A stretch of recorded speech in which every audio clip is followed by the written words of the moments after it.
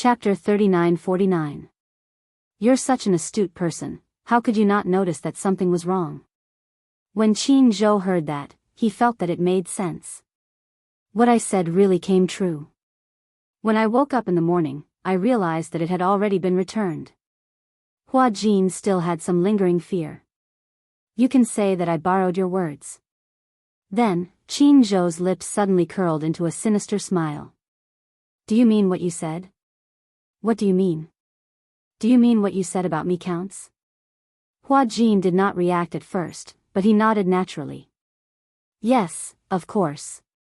Wait, he stared blankly with his eyes wide open. What do you mean? Qin Zhou reminded him calmly, I remember that you said that if you want to change back, you want to run naked. Hua Jin was petrified. He furrowed his eyebrows and said guiltily, It's just a joke. It's just a joke, how can you take it seriously? Are you a man? Yeah. Qin Zhou said disdainfully, a man's word is worth 1,000 gold, even if it's just a fart. Hua Jin controlled himself and immediately said, Since you said so, what else can I say? Let's talk about this when we're back at the hotel. What's the point of going back to the hotel? Qin Zhou hinted with his eyes. Look, there are so many people here. Why don't you show off your body? Who knows, there might be reporters here, and tomorrow's headlines will be yours. Hua Jin could not help but shudder. He could even predict what the news would say about him. Popular young actor Hua Jin has mental disorder, stripped naked and ran naked on set, no way. Hua Jin's stand was firm. I was just joking, do you really want me to run naked? Qin Zhou said in an old-fashioned manner, who knows, if you run naked tomorrow, Huanyu's shares will double tomorrow. Hua Jin clenched his fists and complained, what a scary capitalist. Qin Zhou urged, enough, stop talking nonsense, hurry up. No. Strip. No. Strip. Qin Zhou seemed to take it seriously. He stood up all of a sudden. With his tall stature, his aura was almost 2 meters tall. Hua Jin was instantly terrified. He cupped his fists and begged for mercy, boss, don't be like this. I can even perform a striptease for you in the hotel. This. Are you serious or are you joking? Do you think I'm joking with you? Hua Jin immediately moved 3 feet away from him. Stop fooling around. Alright, stop messing around. Qin Zhou added, I'm really not interested in your body. Hua Jin, where's your little assistant? Qin Zhou returned to his seat and asked, why haven't I seen her today? She has something to do, so she has to go home. What is it? When Hua Jin heard this, he frowned and glanced at him suspiciously. He sniffed. Seeing him sniffing like a puppy, Qin Zhou said in disdain, what are you sniffing for? Adultery. The smell of love. Hua Jin winked and said, why are you so concerned about her today? Is it strange that I'm concerned about my employee? Hua Jin said seriously, even if she's your personal employee, it's strange for you to ask more than a second question. Qin Zhou, don't tell me you're interested in her. Without waiting for Qin Zhou to speak, Hua Jin justified himself, that's true. After all, we share the same bed. Strictly speaking, it's also a short-lived marriage. Chapter 39-50. Yesterday, Meng Hao invited Liang Yin for an audition. After the audition, Director Gu was quite satisfied. Meng Hao? Qin Zhou recognized the name. Meng Hao's table manners are notoriously ugly in this circle. Why did Liang Yin want to audition? Does she want to act? She seems to be interested in acting. Qin Zhou thought about it. Since she passed the audition and Director Gu was very satisfied, what's next? Hua Jin said, Meng Hao invited her to a hotel tonight to talk about the luminous script. Luminous script. When Qin Zhou heard this, his eyebrows furrowed. This word had a deep meaning in the industry. There were often directors and producers who used the excuse of talking about the script to invite new actors or celebrities who wanted to act. They would go to the hotel under the guise of talking about the script and do inappropriate things. Of course, this did not only happen to male directors.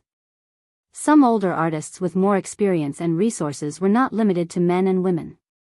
The object of this unspoken rule was also not limited to men and women.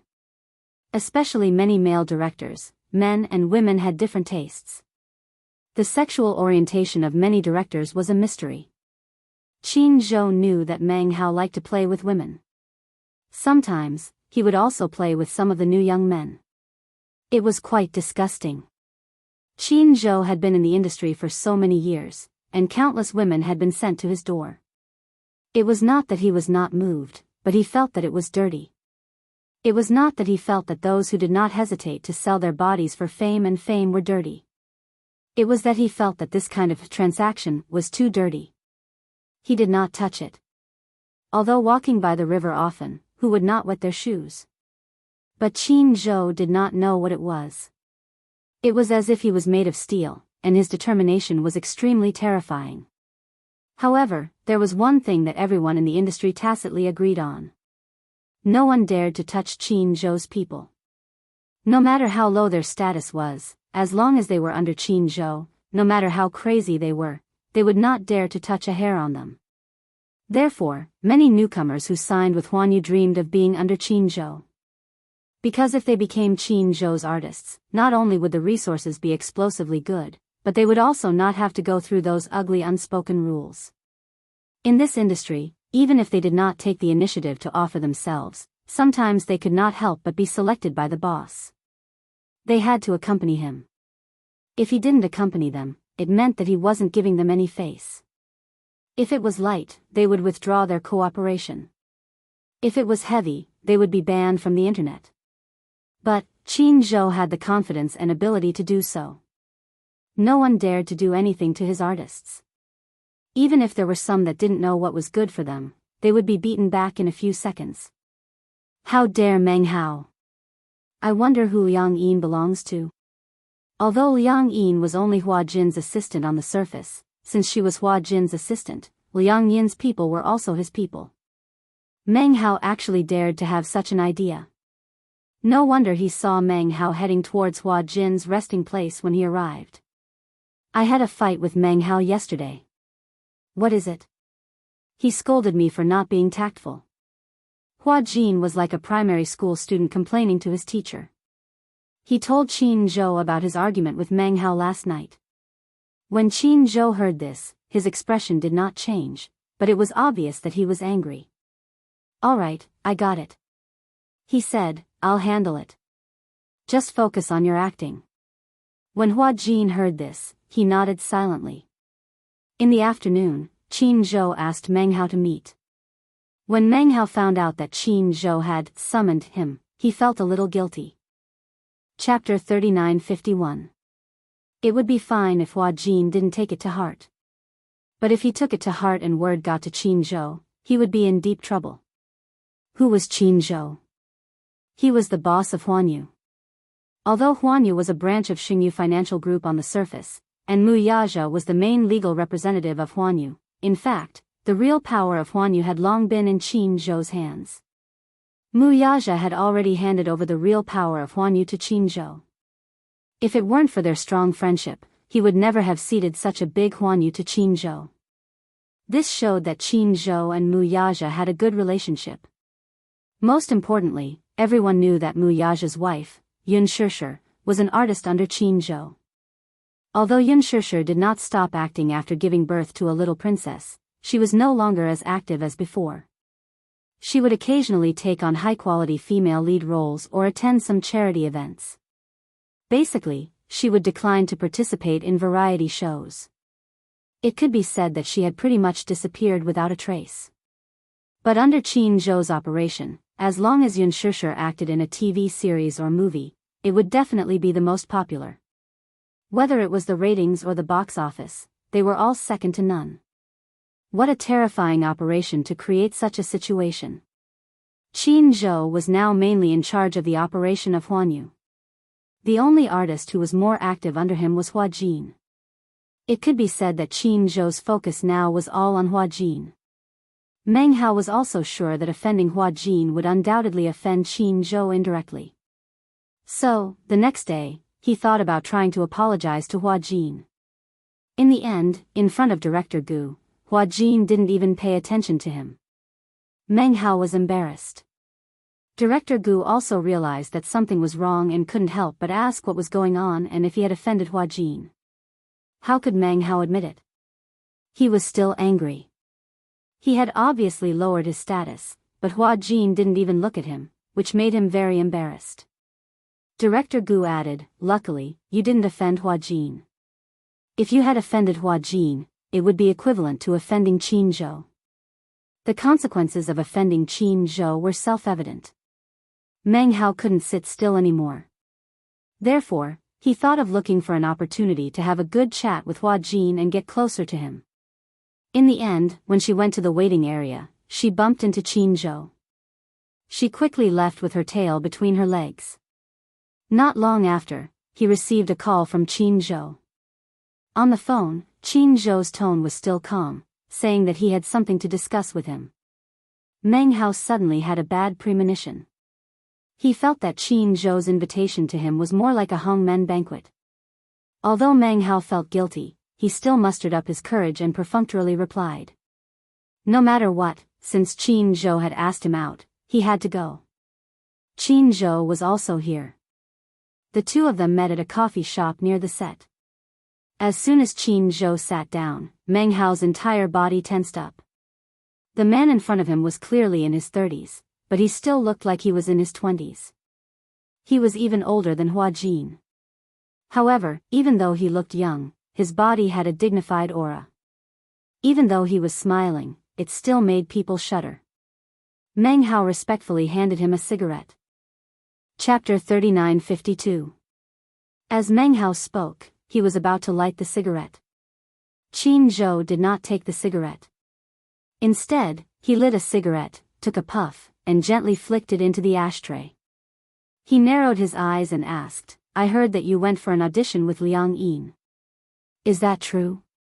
When he heard that Qin Zhou had indeed asked him out for an audition, he could not sit still any longer. "Yes," Qin Zhou exhaled a puff of smoke and said casually, "I also heard that you asked her to meet you at a hotel tonight for the second audition." Yes. She is not familiar with the script, so I wanted to take it a step further." Meng Hao found an excuse, but this excuse was clearly useless in front of Qin Zhou. A step further? Qin Zhou caught on to these three words and became interested. What step further? I heard that Director Meng has some rules. I heard that the real audition is usually done in bed. Meng Hao's sitting posture became more anxious. He quickly changed the topic. This Liang Yin, could she be one of CEO Qin's people? Qin Zhou knocked on the table to remind him not to play tricks. I'm not asking you a question. You haven't answered. Meng Hao immediately laughed awkwardly. CEO Qin, what are you talking about? What do you mean by audition in bed? CEO Qin should know the rules of this industry. In our line of work, we face a lot of pressure every day when we're casting. Moreover, these women come to us one after another.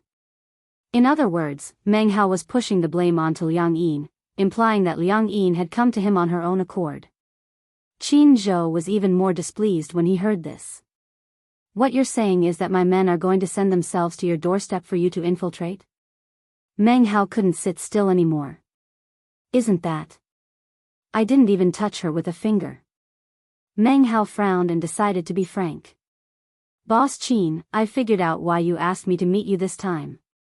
You're here to seek justice for Liang Yin, aren't you? Since that's what you mean, I think you're making a mountain out of a molehill. This matter hasn't even happened yet. However, after hearing what you said, I also know that from now on, as long as it's your people, even if it's just a small assistant, I won't dare to touch them. I'll give you my word, all right? He felt a little aggrieved. If he slept with this person, then he would feel a little guilty when they came knocking on his door. However, before he could even take a bite of the fat meat in front of him, Qin Zhou had already interrogated him. He couldn't help but feel a little displeased. Qin Zhou saw the change in his expression. Qin Zhou raised his eyebrows, picked up the coffee cup and took a sip. There was a long silence. Meng Hao couldn't sit still any longer. He stood up and bowed to Qin Zhou. There's still work to be done on set. I'm in a hurry to go back. Hee, Chairman Qin, please take a seat first. As he spoke, he pretended to leave. Qin Zhou, on the other hand, appeared to be neither hurried nor slow. He did not even lift his eyelids as he asked, "Did I allow you to leave? I remember when we first met, you were still a small-time producer. Now that you've been promoted to assistant director and have more experience, you're looking down on others." Huh. Chapter 3953. He had originally wanted to find an excuse to leave, but now that Qin Zhou had said that, how could he dare to leave? He didn't even know if he could walk out of this cafe. It was said that Qin Zhou's methods were ruthless. In the industry, no one dared to provoke him because he always won by surprise, making it impossible to guard against him. It wasn't that he liked to backstab people. Instead, he used his power to oppress people. Qin Zhou had a lot of power, and he knew that he had a lot of power. Hence, he used it to oppress people. He was a person who hated trouble.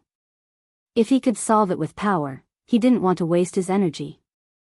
Meng Hao didn't know what Qin Zhou's motive was, so he decided to lay his cards on the table. "CEO Qin, may I ask what you mean by this? Why don't you tell me directly? If I can compensate you, I will do my best to do so." Qin Zhou said slowly, "I'm just a little surprised. I didn't think that there would be someone in this industry who would dare to offend my people. That's why I find it a little unbelievable." Meng Hao quickly said, I didn't think of it at first. Now I know that I didn't know the rules. Next time, I definitely won't do it again." Qin Zhou said, "I think that since she has passed the interview, Director Gu is quite satisfied with Liang Yin's performance. Then, why don't we let her join the cast directly? However, after she joins the cast, please avoid her when you see her." When Meng Hao heard this and saw that Qin Zhou actually proposed this condition, he agreed 120%. Okay. From now on, I will treat Liang Yin like a grand aunt. Don't worry, I will definitely not let anyone make things difficult for her. After she joins the cast, give her the best assistant and makeup artist, understand? Okay. Also, the plot of Ubisoft Bird will be increased. This, Meng Hao looked a little hesitant. Qin Zhou looked at his troubled expression and immediately said, "In the original novel, Ubisoft Bird was very important in the plot. In order to emphasize the role of the other female supporting character, the scriptwriter cut out many of her scenes." Meng Hao asked, "CEO Qin, have you read the script?" "Yes." "Okay." Meng Hao nodded with a serious expression. "I'll get the editor to change the script when I get back." "Okay." Then, Meng Hao asked cautiously, "Can I leave now?" Qin Zhou didn't say anything, but he didn't ask him to stay either. Seeing that Qin Zhou had tacitly agreed, Meng Hao immediately left with his tail between his legs. In the evening, Liang Yin received a call from Meng Hao. She thought Meng Hao was calling to harass her, so she did not pick up. Not long after, Meng Hao sent a message to say that Qin Zhou had spoken to him in the afternoon. He solemnly apologized to Liang Yin and said that he could directly arrange for her to join the set. Moreover, he had already contacted the scriptwriter to change the plot. The plot of Ubutero would become more serious. Liang Yin was shocked. She didn't expect that Meng Hao would call her to inform her that she would be joining the crew. However, she was still a little suspicious. Hence, she hurriedly called Hua Jin and told him about it. Hua Jin, on the other hand, was not surprised. He had also heard about it. It's probably because Qin Zhou talked to him today. Qin Zhou? Liang Yin was a little puzzled. Director Mong said that Qin Zhou was the one who looked for him. What happened? Chapter 3954. Liang Yin felt awkward. Why did you tell him about this? It's quite embarrassing. Why do you feel embarrassed? Hua Jin said half-jokingly, the director has taken a liking to you. This means that you are pretty and have the looks of a celebrity. Shouldn't you feel happy when you think about it? Liang Yin did not know whether to laugh or cry. She was more curious about Qin Zhou. What did he say to Director Meng today? I don't know what he said to Meng Hao, but Qin Zhou seemed to be very angry. I guess he went to reason with Meng Hao. Meng Hao was afraid of causing trouble, so he arranged for you to join the production team. To the production team, this should be an exception. I feel that Qin Zhou cares a lot about you. Don't talk nonsense. What do you mean I'm talking nonsense? You don't know that he actually came to visit me today for the first time. Hua Jin said angrily, you don't know that he rarely comes to visit me even though I've been in the production team for so long. He actually came to visit me today. Could it be that he has found his conscience? To Qin Zhou, Hua Jin should belong to the free-range type. Firstly, Hua Jin was more obedient and did not cause trouble, so he was not worried. Secondly, he had already arranged for work matters. He only needed to send the draft to his assistant's email and Hua Jin would follow the schedule. It was under such circumstances that Qin Zhou actually came to visit her. Who knew what he was thinking? Liang Yin, however, was still skeptical. Then, should I join the production team directly? Yes, you can join the production team directly. You don't have to worry about anything else. I heard that Qin Zhou even arranged an assistant for you. An assistant arranged by Meng Hao? Liang Yin was still worried. She felt that Meng Hao would not let her off so easily after being taken advantage of. Don't worry. Meng Hao won't dare to offend you. In the past, no one dared to offend Qin Zhou. Now that Qin Zhou is different from before, how dare Meng Hao? What a joke. What ability does he have? He's just a small assistant director. When Liang Yin heard this, she was a little dazed. At that time, she was filming on the set. When she went in and out of the film studio, she would often see women dressed to the nines. They would either hold the assistant director's hand or the producer's hand as they walked on the streets, smiling like flowers. Even such a small assistant director was enough to make them scramble like a flock of ducks. Now, based on Hua Jin's tone, the assistant director was actually a mere person. In this circle, the difference in level was not small. But, since Hua Jin said that she could directly join the crew, Liang Yin had no choice but to comply. By the way, your pay has also been set. It's the highest among the supporting roles, 100,000 yuan per episode. 100,000. I'm guessing it's because of Qin Zhou. But, the production crew only dared to name a price because Huan Yu is one of the investors. Either way, let's just assume Qin Zhou is paying you. Liang Yin was a little flattered. Hua Jin said enviously, that's great.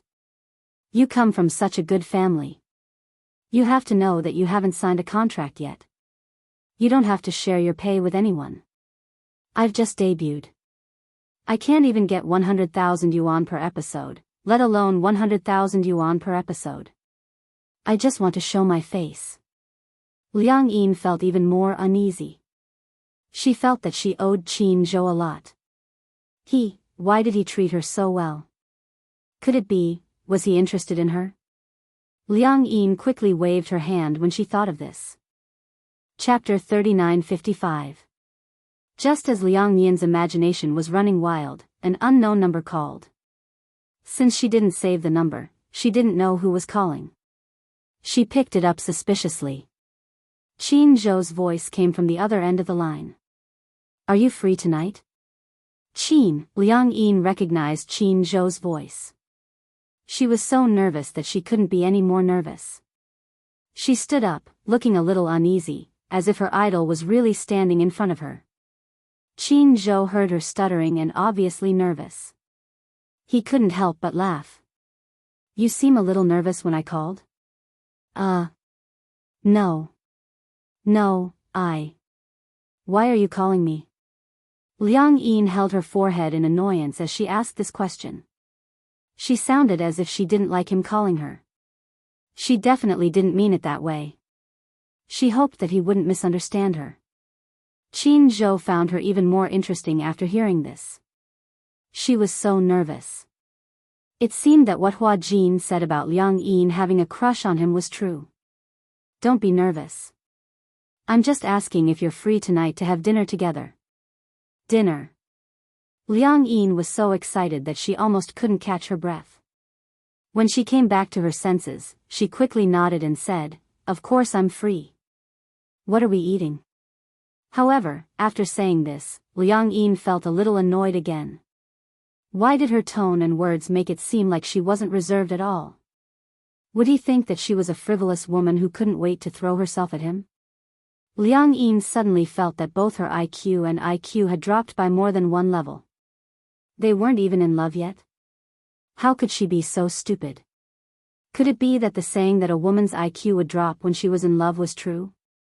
Just as she was letting her imagination run wild, Qin Zhou's voice came clearly from the receiver. Did you hear what I said? Liang Yin was so lost in thought that she didn't hear what he said clearly. She immediately said, "There seemed to be a problem with the signal just now." What? What did you say? I asked you if it's convenient to pick you up now. It's convenient. After Liang Yin gave him the address, she thought for a moment and said, Can you get there in half an hour? Well, if there's no traffic jam, we should be able to get there in half an hour. When Liang Yin heard this, she immediately felt a sense of urgency. After hanging up the phone, she immediately rushed into the bathroom to wash her face, wash her hands, and apply her foundation. She wasn't very good at makeup, but she knew how to do basic light makeup. However, she didn't know if it was because she was too nervous and flustered, but she seemed to have put on too much eyeshadow and too much lipstick.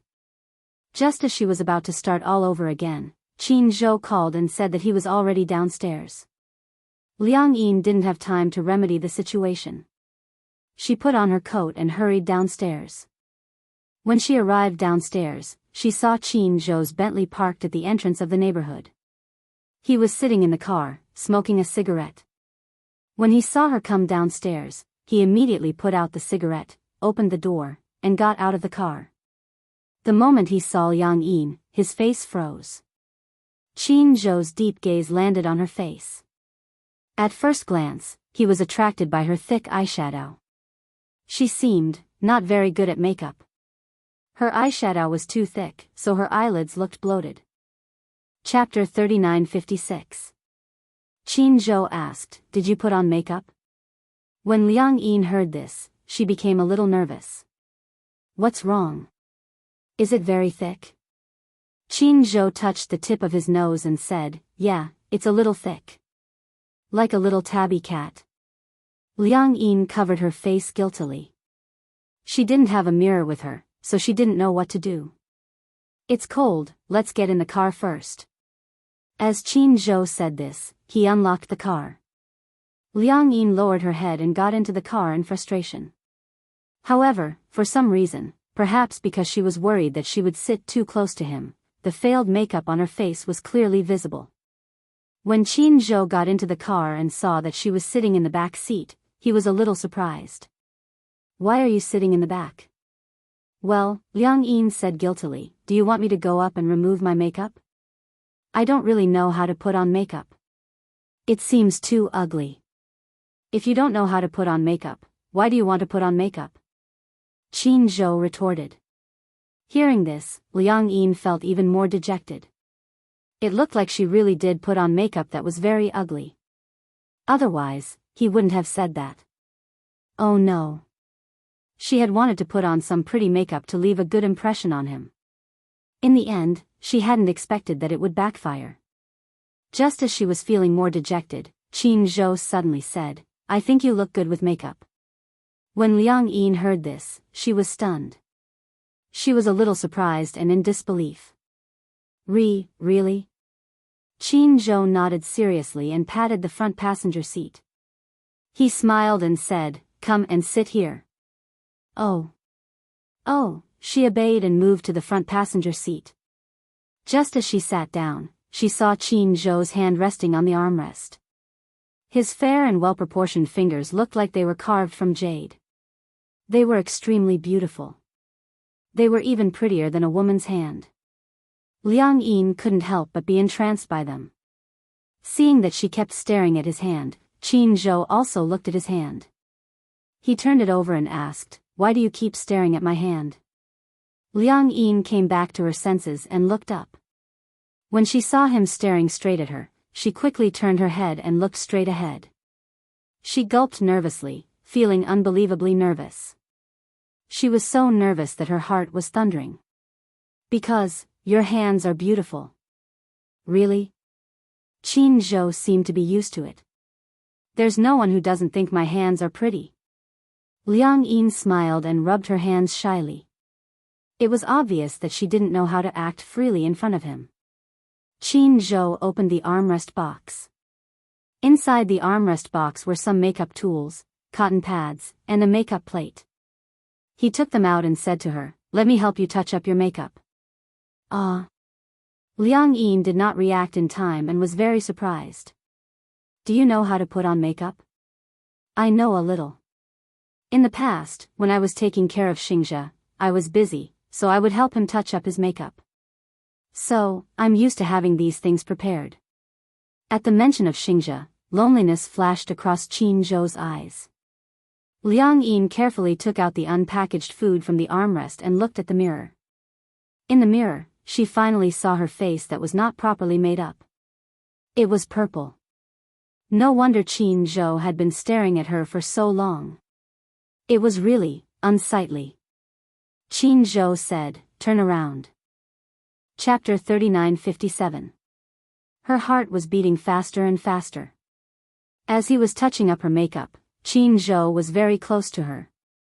She could even feel the gentle breath coming from his lips. It was warm, but it was boiling hot. Liang Yin was so nervous that she didn't dare to speak. Even her breathing was cautious. After Qin Zhou wiped away some of the puffy eyeshadow on her eyelids, he added some brown eyeshadow. It was very light, but it looked very natural. He then covered it with makeup powder. "It's done." It was done. Qin Zhou handed her the makeup mirror. Liang Yin picked it up and looked at herself. Oh my god. What a godly makeup touch-up. Originally, her makeup was very stiff. She didn't want to say that it was very erotic. She didn't expect it to become so delicate after his skillful hands.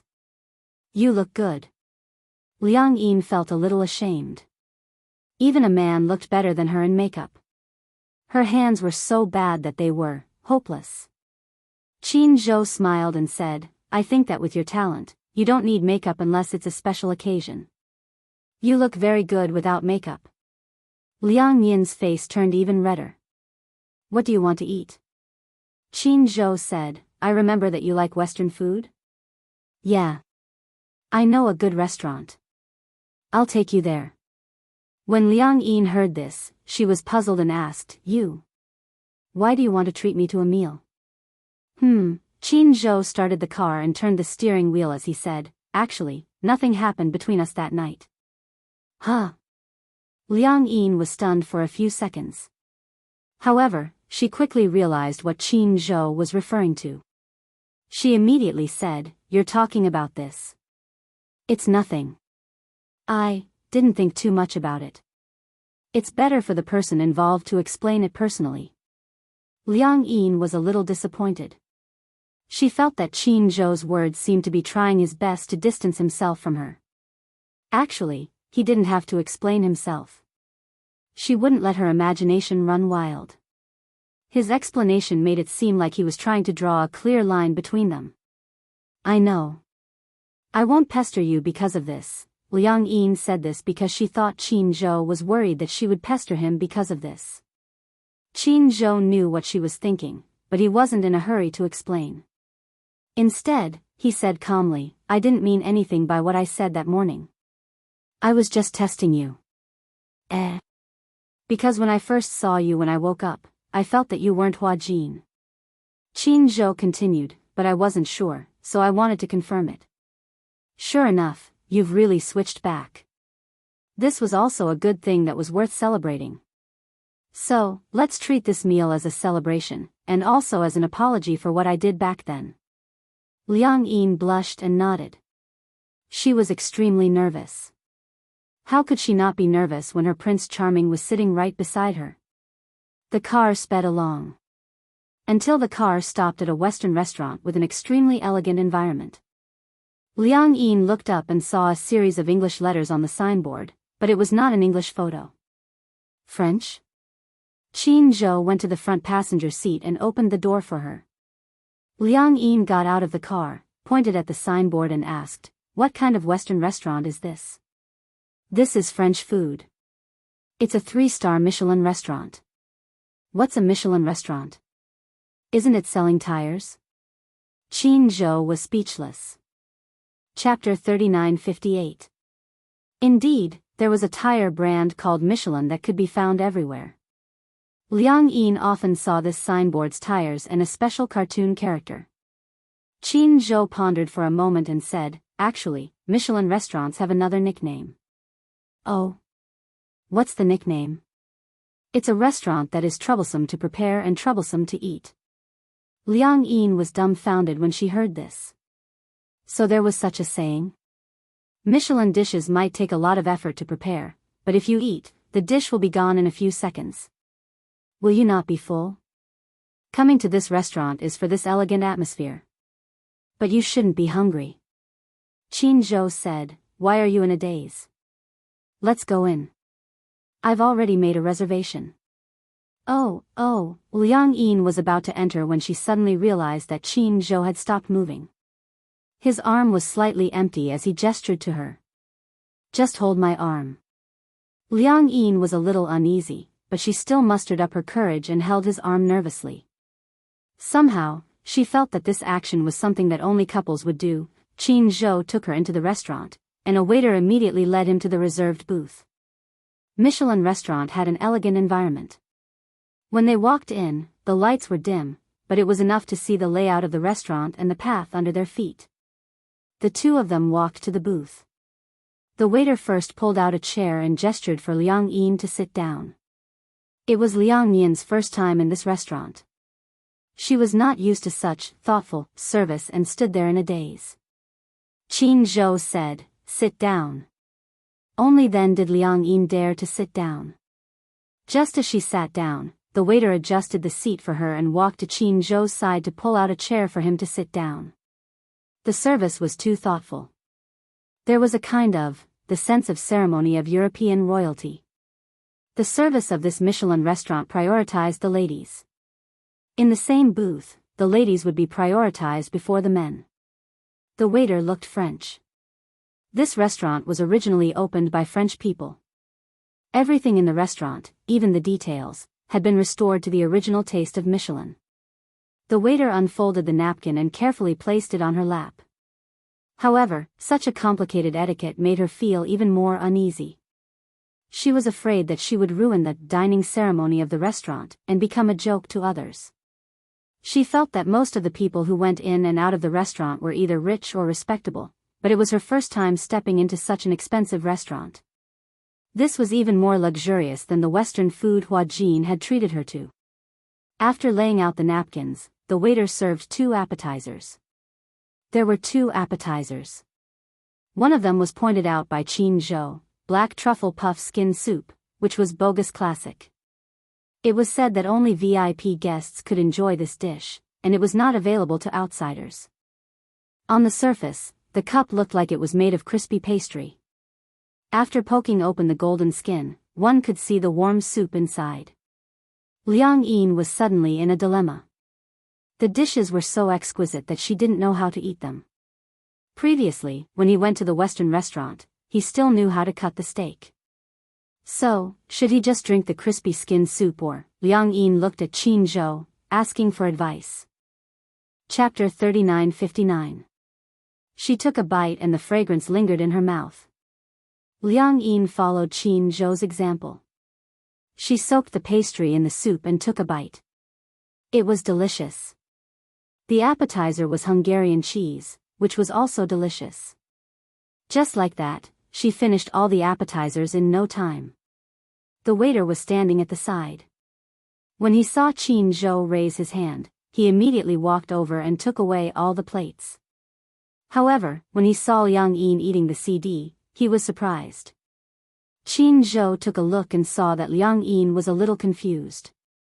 He immediately explained, almost no one eats all the appetizers here. Because it's delicious. It's okay. It's nothing. It's just that most people are picky. Moreover, they're afraid that if they eat too much appetizers, they won't be able to eat the main course. Isn't this the main course? The main course hasn't been served yet. Usually, one dish is the only dish on the table. When the appetizers are taken away, the next dish will be served. I see, she had learned something new. Liang Yin smiled and said, "It's delicious. If you didn't treat me, I wouldn't have known that there was such delicious Western food. This Michelin restaurant is considered authentic. The taste is quite good." Qin Zhou's taste was also more picky. The restaurant that he chose would definitely not be bad. Then, the main course was served one after another. The music in the restaurant was soothing and gradually calmed Liang Yin's nervous mood. Parmesan soufflé, Bayern boiled eggs. When the burgundy snail was served, Liang Yin's face gradually showed a trace of embarrassment. This is, snail, burgundy snail. It's delicious. Snail, can snails be eaten? Snails are cultivated artificially. Their meat is very tender. When Liang Yin saw the snail, the image of a snail with two antennae slowly wriggling on the ground on a rainy day appeared in her mind. It was sticky and she could even see mucus. It felt difficult to eat. Liang Yin was a little hesitant. Qin Zhou knew that she didn't dare to eat it. Those who weren't used to French food might flinch at the sight of snails. Actually, close your eyes and don't care what ingredients it's made of. Just try it. Perhaps because of Qin Zhou's encouragement, Liang Yin did not want to disappoint him. So, she closed her eyes and took a bite. If he forced himself to forget that it was a snail, the fat and tender texture and the sweet and fragrant juice were indeed delicious. However, when he thought about the appearance of the snail, he still found it hard to swallow. However, Liang Yin obviously gave him face and swallowed it. However, the expression on his face when he swallowed the pill was clearly a little conflicted. Qin Zhou couldn't help but laugh. After all, to her, eating snails was no different from eating earthworms. Is it good? Not bad, but, if you're not used to it, just put it aside. It's fine. It's a waste not to eat. Liang Yin closed her eyes again and took another bite. She had even eaten silkworm pupae before, so what was there to be afraid of snails? It was just a mouthful of protein. After temporarily ignoring the snail, Liang Yin no longer held any grudges. She ate the 3 snails and wiped the corners of her mouth with a napkin.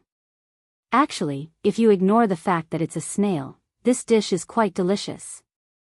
Qin Zhou pursed his lips and smiled. He raised his wine glass. Cheers. Liang Yin also raised her wine glass. Ding. The glasses clinked. Chapter 3960. Liang Yin was a little afraid of getting drunk. She didn't know how she would behave when she was drunk and whether she would make a fool of herself. So, she asked, "Will I get drunk?" That depends on your alcohol tolerance. However, no matter how bad your alcohol tolerance is, at least you won't get drunk after drinking this glass. Qin Zhou paused and said half-jokingly, "But if you can't drink, don't force yourself. I don't accept scams." Liang Yin pursed her lips and smiled. She suddenly felt that it was very comfortable to get along with humorous men like Qin Zhou. It was no wonder that people said that when they were young, they liked to chase after young, fresh meat because they were handsome and had a youthful aura. However, most women still ended up with mature and steady men. Qin Zhou was a typical mature man. At this moment, the lights in the booth suddenly dimmed. Liang Yin was shocked. She thought that there was a power outage. But if there was a power outage, the lights wouldn't have dimmed so gradually. Qin Zhou saw Liang Yin's surprised expression and immediately said, "This is a special program for this restaurant." Special program? While Liang Yin was still curious, she saw the holographic projection lights above her head emit a glassy color that wasn't dazzling. Then, this charming and resplendent light gently fell on the white tablecloth. Such a big table now became a natural projection screen. The entire tablecloth was rendered into the Milky Way by the lights. It was too beautiful. It was so beautiful that it was suffocating. Liang Yin sucked in a breath of cold air.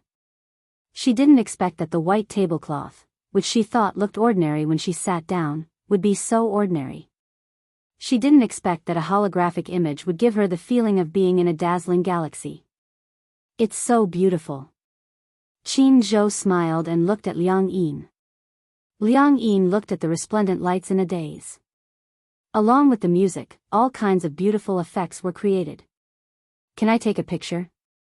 Of course. After getting Qin Zhou's approval, Liang Yin quickly took out her phone, took a picture, and uploaded it to her WeChat Moments. She often used WeChat, but she didn't have many friends on it. Hua Jin was also there. Not long after Liang Yin uploaded the post to her WeChat Moments, Hua Jin saw it. He went to look for Qin Zhou furiously and sent him an angry emoji. Qin Zhou. You guys had a secret meeting behind my back and even went to eat a Michelin 3-star restaurant. Why didn't you bring me along? Qin Zhou took out his phone and saw that it was a message from Hua Jin. He glanced at it and threw it aside, ignoring it. Hua Jin went to harass Liang Yin again. Okay, you guys went to have fun behind my back and left me alone in the hotel. Liang Yin replied with a snickering emoji.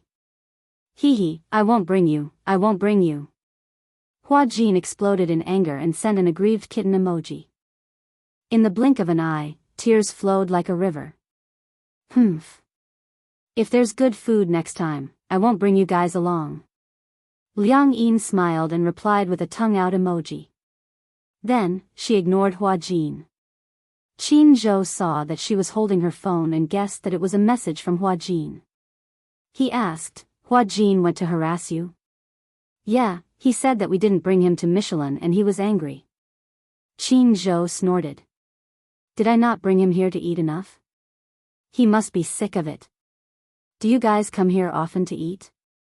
Chapter 3961. Liang Yin lifted the wine glass and took a sip of champagne. Perhaps it was because of the small amount of alcohol, but her face turned red all of a sudden. On the way back, Qin Zhou had been drinking, so he called the chauffeur to help Liang Yin into the car.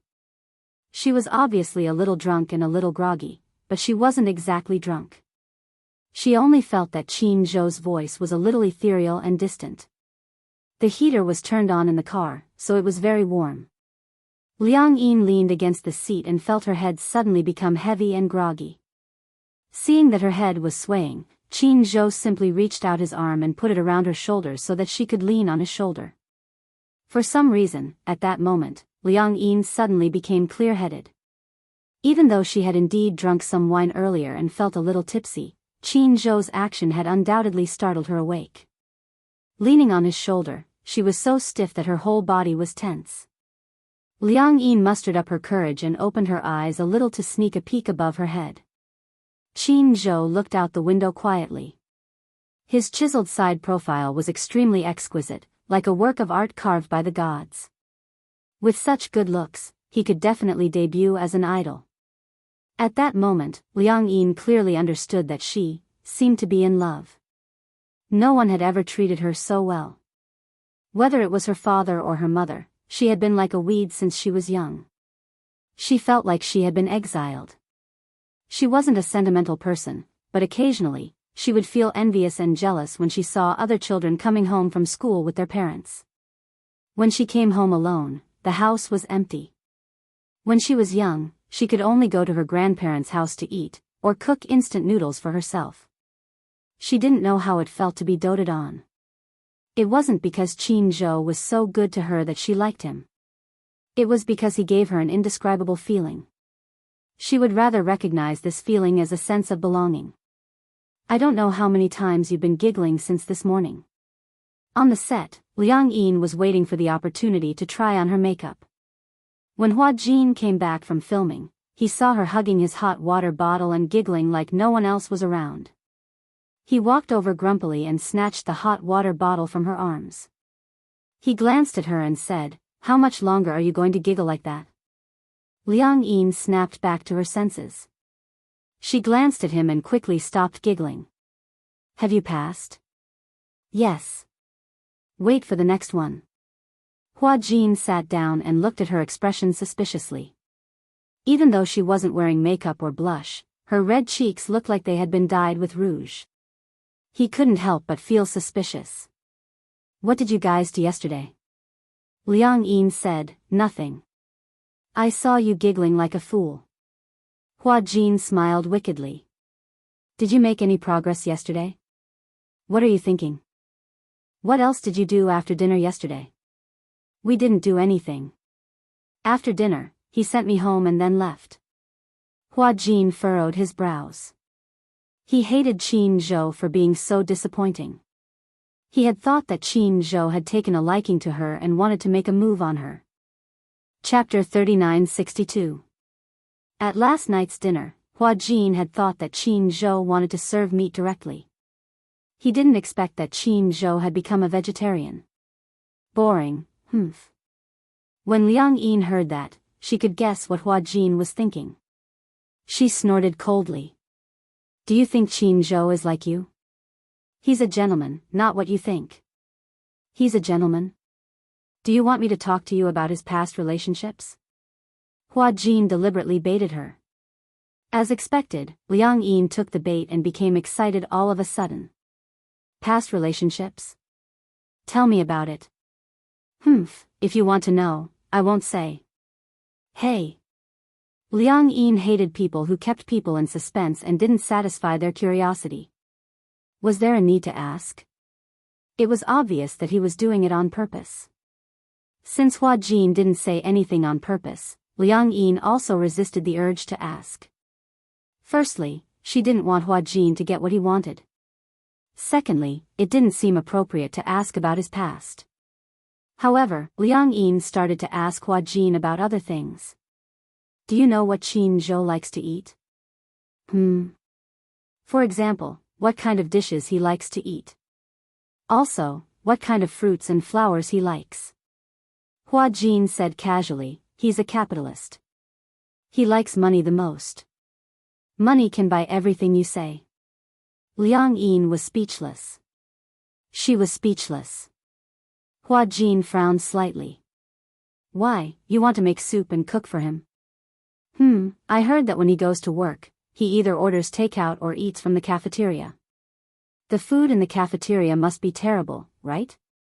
If I remember correctly, when Huanyu was still in charge of CEO Mu, the chefs in the cafeteria at Huanyu's headquarters were all 5-star chefs. This tradition hasn't been broken yet. In other words, he was saying that a 5-star chef would surely be able to cook better food than him. Liang Yin was rebuffed one after another. She pursed her lips, feeling wronged.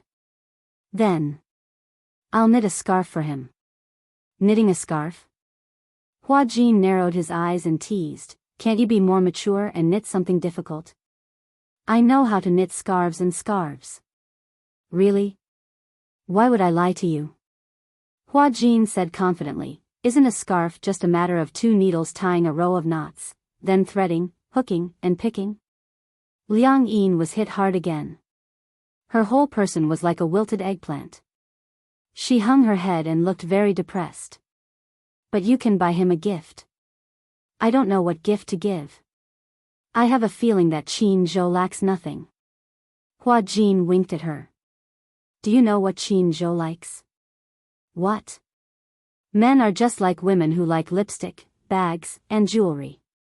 Men also have things that they like." "What?" "Qin Zhou has a hobby of collecting things.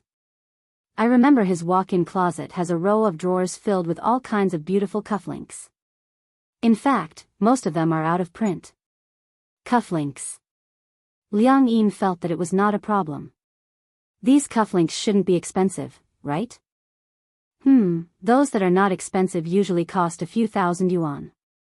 Those that are expensive, such as those with diamonds or gems, cost a few 100,000 yuan. Those that are out of print cost a few million yuan. There are even some that are hard to estimate. Liang Yin was dumbfounded when she heard this. A few million yuan?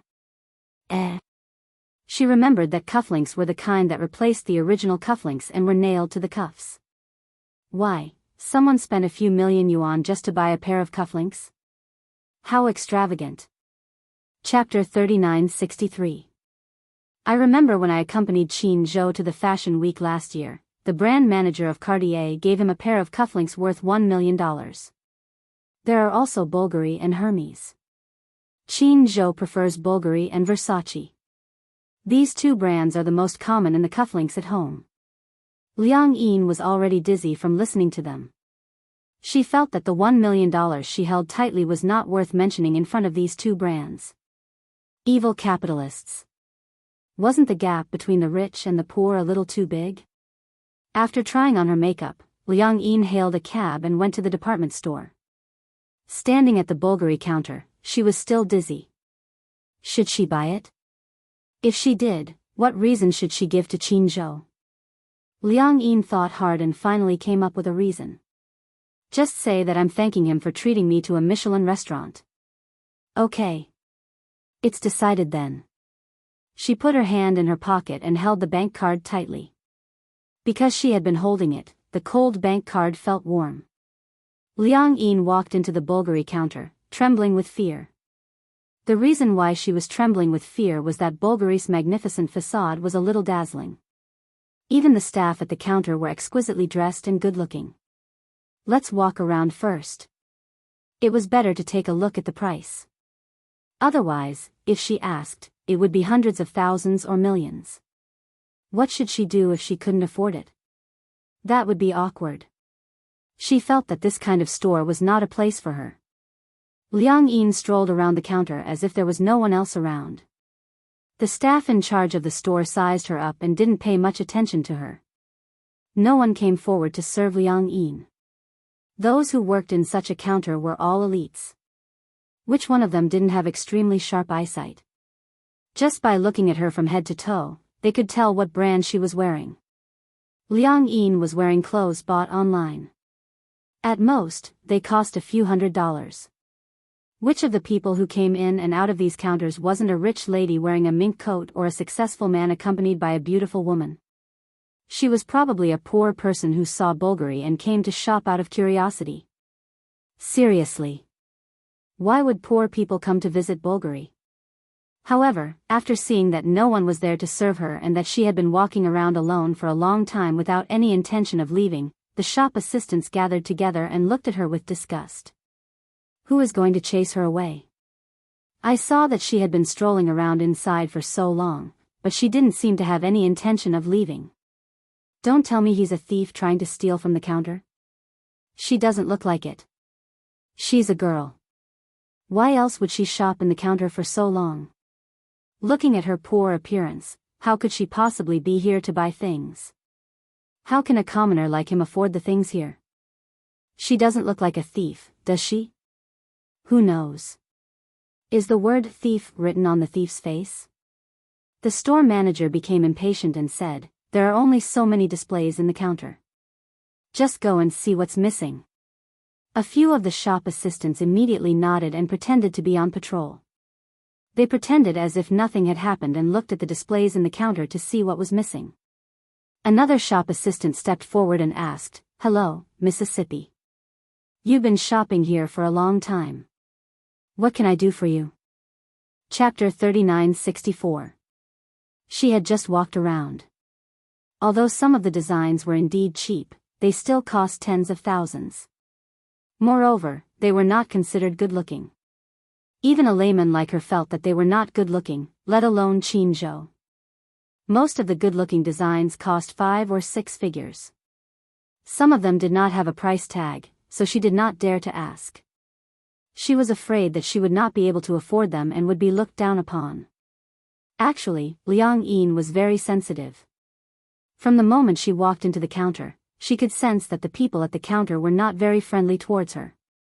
For example, before entering this counter, she saw a woman dressed like a noblewoman being bowed and sent away by the shop assistant. Her smile was as flattering as it could be. When she turned around and saw her entering the counter, the heat on her face quickly cooled down, and her expression changed faster than flipping through a book. Liang Yin felt that she was being looked down upon, so she simply looked around herself and did not bother others. Now that the staff saw her, she took the initiative to ask. However, her tone was neither cold nor warm, and there was no intention of welcoming her. Instead, it sounded like she was driving her away. Liang Yin did not feel good when she heard this. However, on second thought, no matter how bad it was, she still had a lot of money on her. After all, Hua Jin had given her $1 million. This $1 million could not possibly not be enough to buy a pair of cufflinks here. Thinking of this, she became self-righteous again. I want to buy a pair of cufflinks. Seeing that she had spoken, the staff was a little surprised. She had thought that since she had obviously come forward to drive her away, she would ask for a snub and quickly leave. She did not expect her to say that she wanted to buy cufflinks. Who do you want to buy it for? Liang Yin pondered for a moment and said, I'm buying it for my boyfriend. I see, the staff gave a fake smile and suddenly reminded her dryly, our things here are not cheap.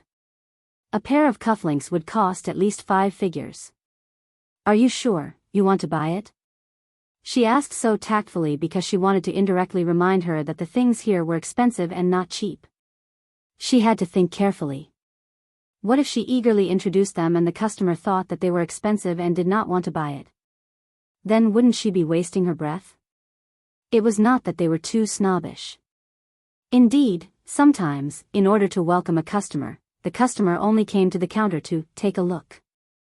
It was nothing more than wanting to see the true face of the luxury goods. In fact, they did not really want to buy it. However, he still had to entertain the customers who entered the store.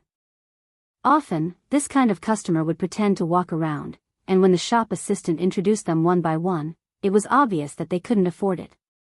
They would even pompously say, it's not to my liking, and leave.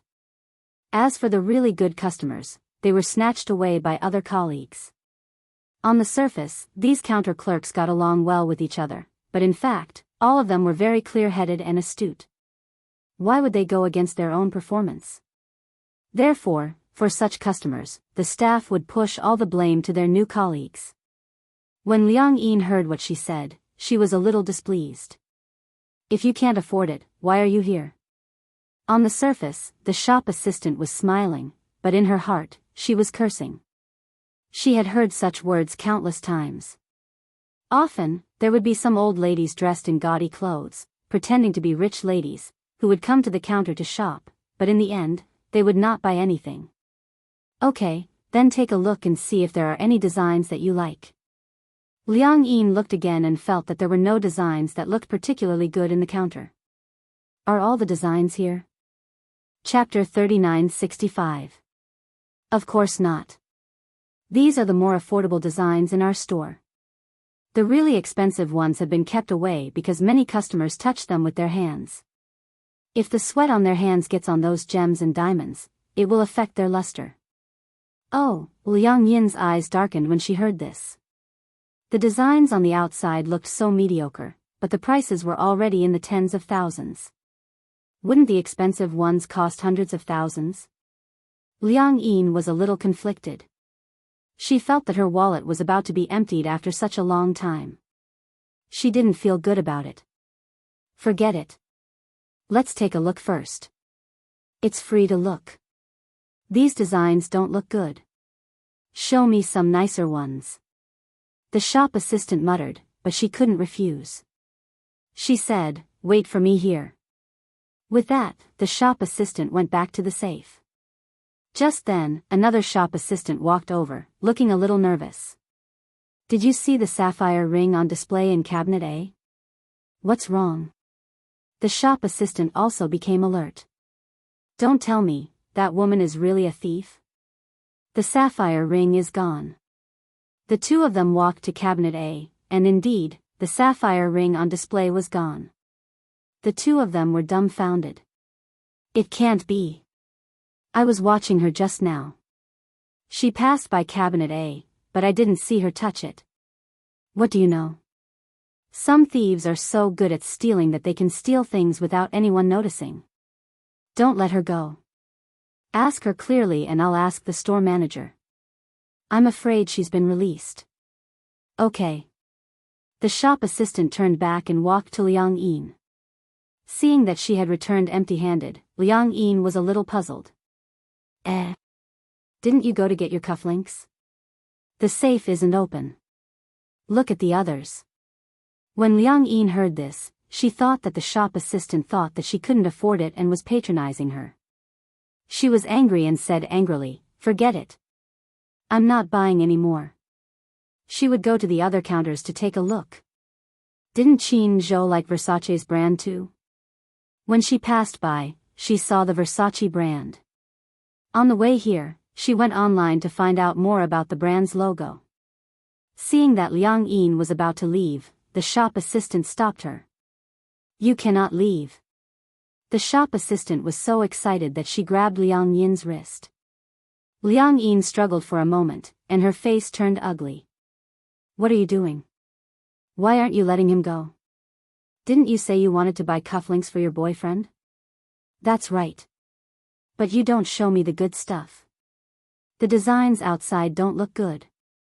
Don't go yet. That was all the shop assistant said. She looked around and looked at her colleagues. What do you mean? After a while, the store manager and his colleagues hurried over, looking flustered. The sapphire ring is gone. He's really gone. When the shop assistant heard this, she was furious and pushed Liang Yin fiercely. Take out the ring. Liang Yin was confused. After being pushed, she staggered back a few steps and almost fell. She was furious. What are you doing? A sapphire ring is missing from our counter. Did you steal it? The shop assistant asked angrily. Ha! Liang Yin laughed. So she was being treated as a thief? Chapter 3966. However, the shop assistant said righteously, from the beginning until now, there was no one else in the counter other than you. If you didn't steal it, who else could it be? Liang Yin was furious. In her mind, thieves were like rats crossing the street. Anyone would be angry if they were treated as a thief for no reason. She was so angry that she was trembling all over, but she tried her best to maintain her composure. She asked calmly, "Then do you have evidence? If you don't, you're framing me. We'll know once we search you." The shop assistant said. Search me? When Liang Yin heard this, she was so angry that she laughed. Do you know the law? What right do you have to search me? You're not the police. What right do you have to search me? When she said this, the shop assistant thought that she was guilty. Are you feeling guilty? Are you scared out of your wits when you heard that we're going to search you? What's there to be scared of? I didn't steal it, but you don't have the right to search me. Also, don't tell me you have surveillance cameras. You can just check the surveillance footage. The surveillance footage belongs to the mall. Without the police's permission, we don't have the right to check it. After a pause, the shop assistant said, I advise you to take out the things you stole quickly. Otherwise, we'll call the police. When the police come and prove that you've stolen, you'll have a criminal record. Do you understand? Liang Yin was so angry that she was trembling all over. A sense of humiliation welled up in her. She said firmly, Anyway, I didn't take it, so you don't have the right to detain me. You can call the police. With that, she was about to leave. Seeing that she was about to leave, the shop assistant was even more certain that she had a guilty conscience. She wanted to leave quickly and move the stolen goods elsewhere, so she immediately stopped her. Someone, there's a thief. One of the shop assistants shouted. The shop assistants at the other counters happened to be idle. When they heard this, they immediately gathered around. Soon, the Bulgari counter was filled with people. Some of them were passers-by. Some of them were the shop assistants at the other counters. When they heard that someone had stolen something, they immediately rushed over to watch the commotion. In an instant, Liang Yin looked around. Many people were glaring at her and pointing at her. Their faces were full of disgust, which made her self-esteem suffer a huge blow. Tears welled up in her eyes. She was a very strong-willed person and never shed tears easily. However, she felt extremely humiliated to be treated as a thief and in front of so many people. However, even though she felt angry and humiliated, she still straightened her back and wiped away her tears. She said coldly, "Please call the police now. I didn't do anything wrong, so I'm not afraid of ghosts knocking on my door. It's the same even if the police come." "Fine. You're so stubborn. Since you said you want to call the police and aren't afraid of embarrassing yourself, then what are we afraid of? Anyway, if something is missing, they will definitely report it to the police. Just wait for your record." The shop assistant made a phone call the police. The shop assistants looked at each other with impatience written all over their faces. If he stole it, so be it. Can't he just take it out? He had already been caught. What else did he want? Chapter 3967. The store manager looked like she was very easy to talk to. The other store assistants also stepped forward to speak. Previously, there was a thief who came to our store to steal jewelry. We caught him red-handed and called the police. Because the amount involved was huge, he was sentenced to 7 years. Bulgaris items are not cheap. The store manager hurriedly said, "This sapphire ring is worth more than 900,000. The amount involved is huge, so you have to think carefully." Liang Yin was fearless. "I didn't take it. You can call the police. If it's verified that you're slandering us, I'll go through legal proceedings and sue you for violating my rights." The store assistant who received her heard this and spoke without thinking, Who are you trying to scare? We're framing you. Don't bluff too much." A store assistant from the Chanel store next door walked over and tugged at her sleeve. "She doesn't look guilty at all. Could it be that you're framing her?" "Not guilty. That's all an act. Didn't you see just now? If we hadn't stopped her, she would have left. If she's not guilty, then what is she? Also, you didn't see how she trembled when she heard that we were going to do a body search. If she's not guilty, then what is she?" After a while, the police arrived. Usually, there would be police stationed next to the shopping mall. 5 minutes after the police call, the police would rush over. Seeing that the police had arrived, the store assistant immediately went up to them and gave them a brief account of the situation. "She stole a sapphire ring from our store." Liang Yin was furious. "I didn't." 2 police officers came. One was in charge of recording and the other was in charge of questioning. The police officers walked over and pointed the camera at her. The other one questioned, "They said you stole something? Are you going to say that you're going to search me?" The police officer smiled and was considered to be more amiable. "We won't. We don't have a search warrant, so we don't have the right to do a body search." Liang Yin pursed her lips when she heard this. "Thank you." The store assistants couldn't sit still when they heard this. "Officer, she's the only one in the store since just now. There's no one else. She must have stolen it. Before she came, I still saw the sapphire ring. When I looked at it just now, it's gone. Don't the police have the right to check the surveillance footage?" Liang Yin paused and asked, "There must be surveillance cameras in this counter, right? Why don't we just take a look at it?" The shop assistant was a little anxious. "You just don't want to let us search you because you're guilty." Liang Yin said loudly, "Get your facts straight. It's not that I'm guilty. It's just that you don't have the right to do so." "All right. Stop arguing." Seeing that they were arguing, the police officer snorted and said to the shop assistant, "Have you checked properly? Could it have been put away or something? Most people wouldn't dare to touch such an expensive item." "We've checked, but there's nothing." "All right, let's go to the surveillance room and retrieve the footage." The shop assistants and the store manager had no objections. Hence, the police officers brought the store manager and Liang Yin to the mall surveillance room. When they entered the surveillance room, they showed their police badges, and the police officers instructed the security guards to retrieve the surveillance footage of the Bulgari counter. They adjusted the footage to the moment after Liang Yin entered the counter and watched the footage frame by frame. Chapter 3968. Because she was standing sideways, all that could be seen was her raising her hand. Then, she glanced at the price tag and quickly put it down, returning the ring to its original position. However, because of the angle, it was not clear whether she had put it back or not. Seeing this, the store manager started to make a big fuss about it. So you did touch this ring? Liang Yin was naturally honest. I saw it because I thought it was pretty. But when I saw the price tag, I thought it was too expensive. I was afraid that I would damage it, so I put it back. The store manager was obviously convinced that she had stolen something. From this angle, who knows if you really put it back or not? We only saw you pick it up, but we didn't see you put it back. Look, the store manager pointed at the screen and said, you're obviously bluffing. Actually, you didn't put it back, did you? Actually, the item is still on you. Liang Yin was furious. How would I know where the surveillance cameras are? Maybe you've overstepped the mark.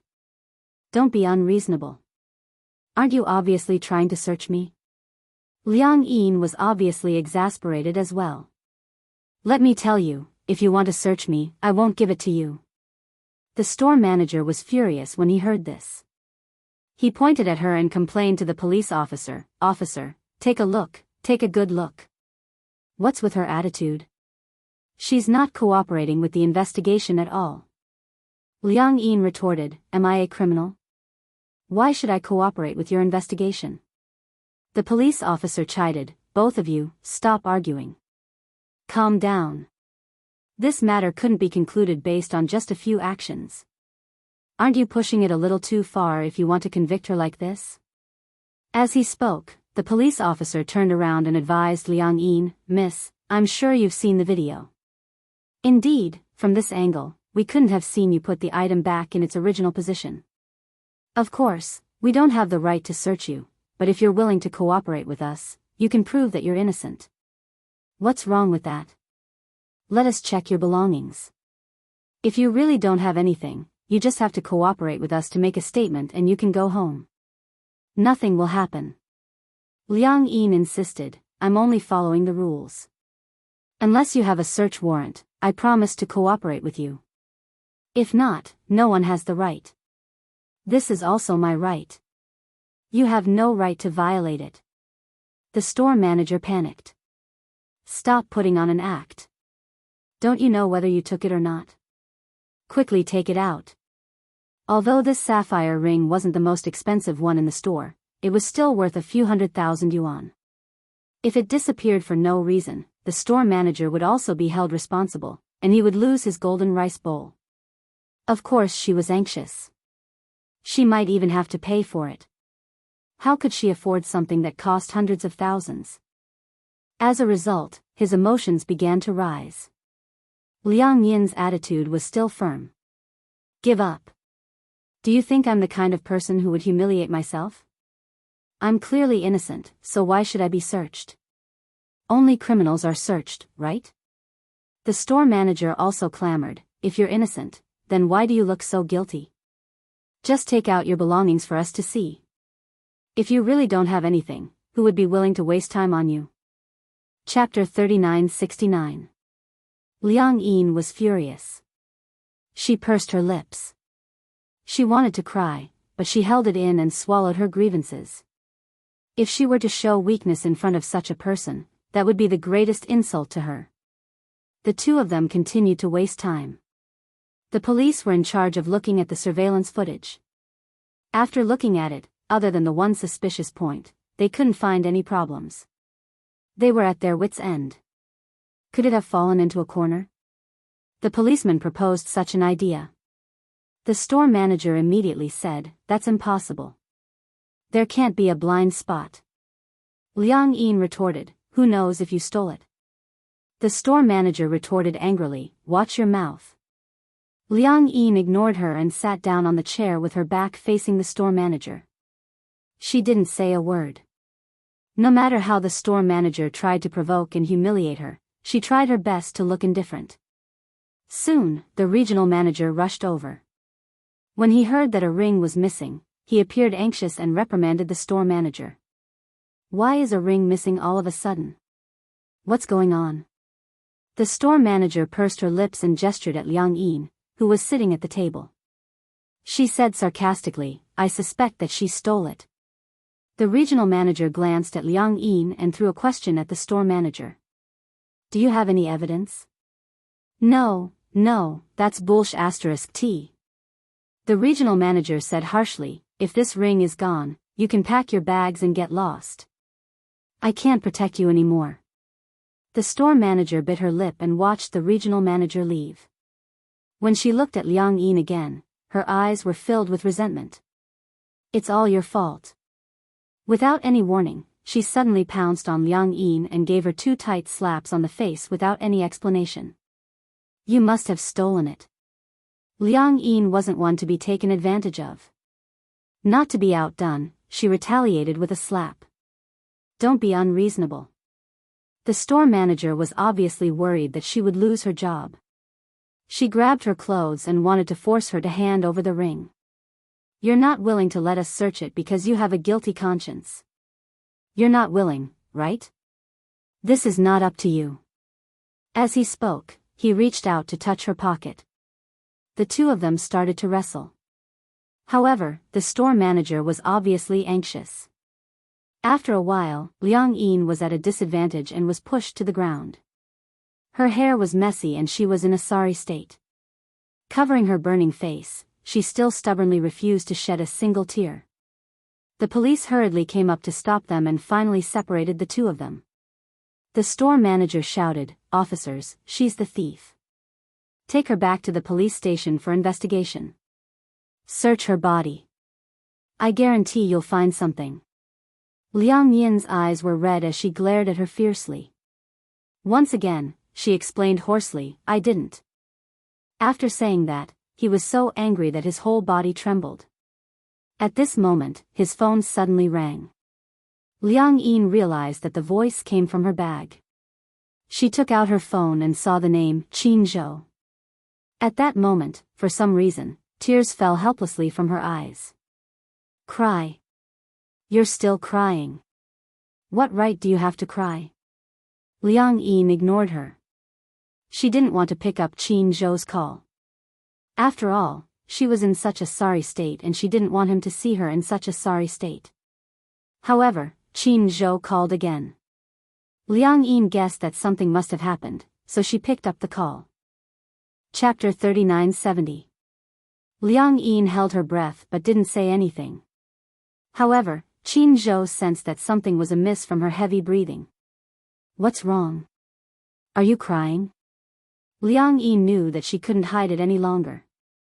She covered her mouth and choked out, I'm fine. Qin Zhou was sure that she was crying. He knew that she had been wronged. His tone wasn't anxious as he asked gently, what happened? Tell me.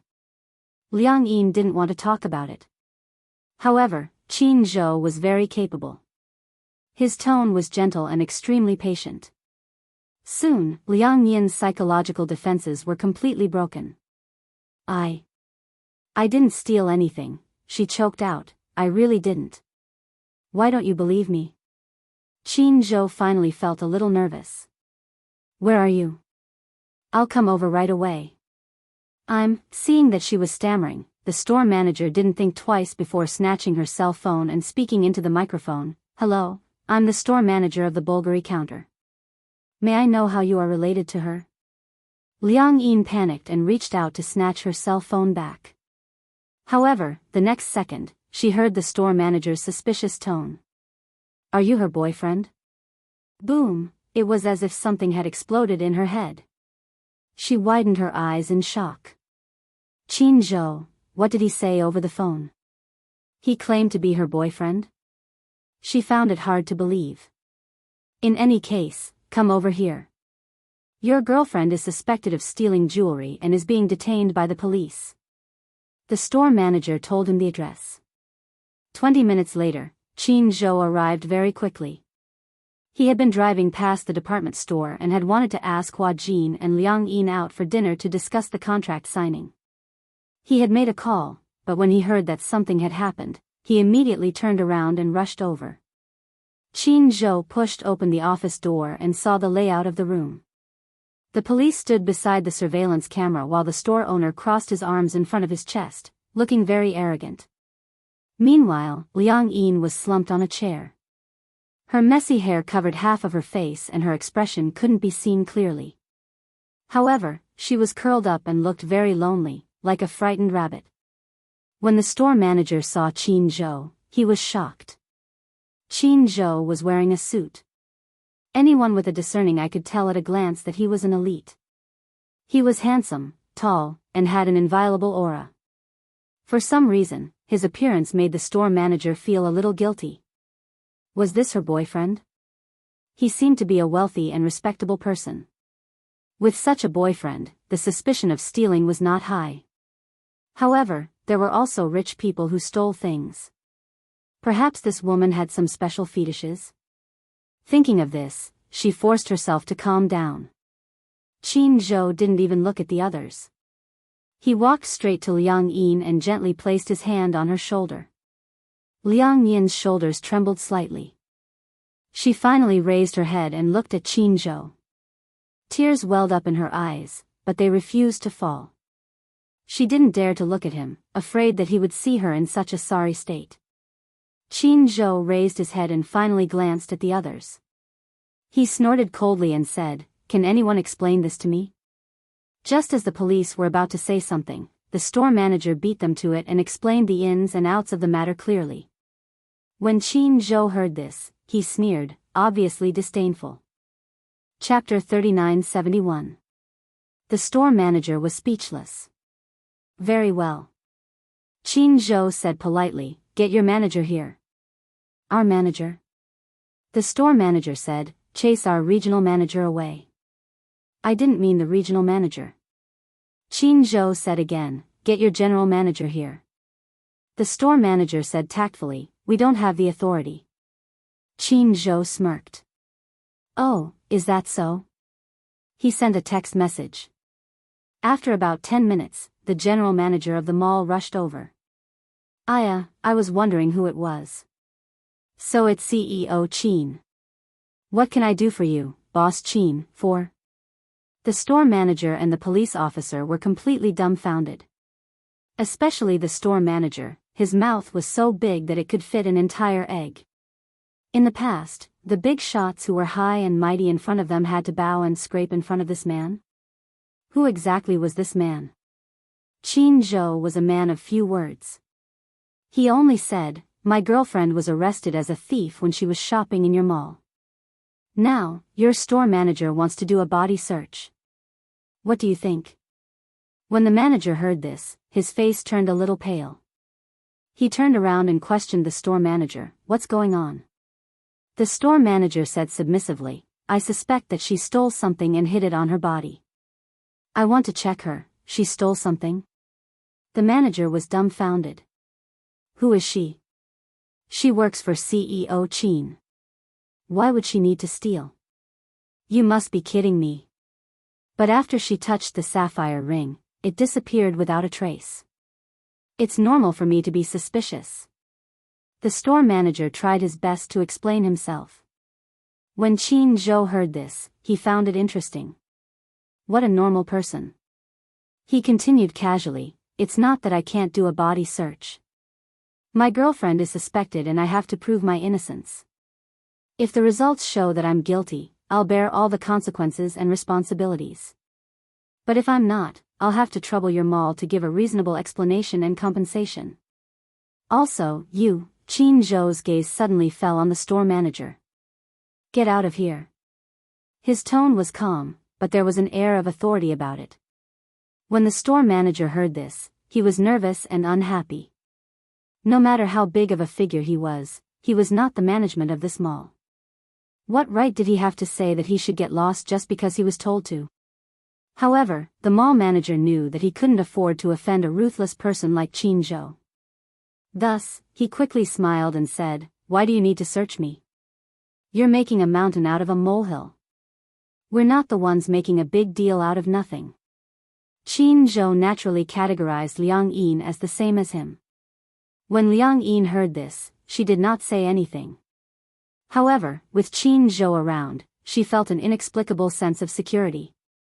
Even though she had Qin Zhou's support, she still explained, I came to the counter because I wanted to buy some jewelry, but the staff at the counter obviously didn't want to serve me. Just as I was about to leave, I was stopped. They said that they suspected me of stealing, but I said I didn't steal, so I really didn't steal. If I had stolen, I wouldn't have been able to get away with it. If it's not mine, I shouldn't take it. Even a child knows this. After a pause, she continued, similarly, respecting a person's character and dignity is a basic principle. Doesn't your mall have this basic principle? This was a serious matter, but it was a human rights issue.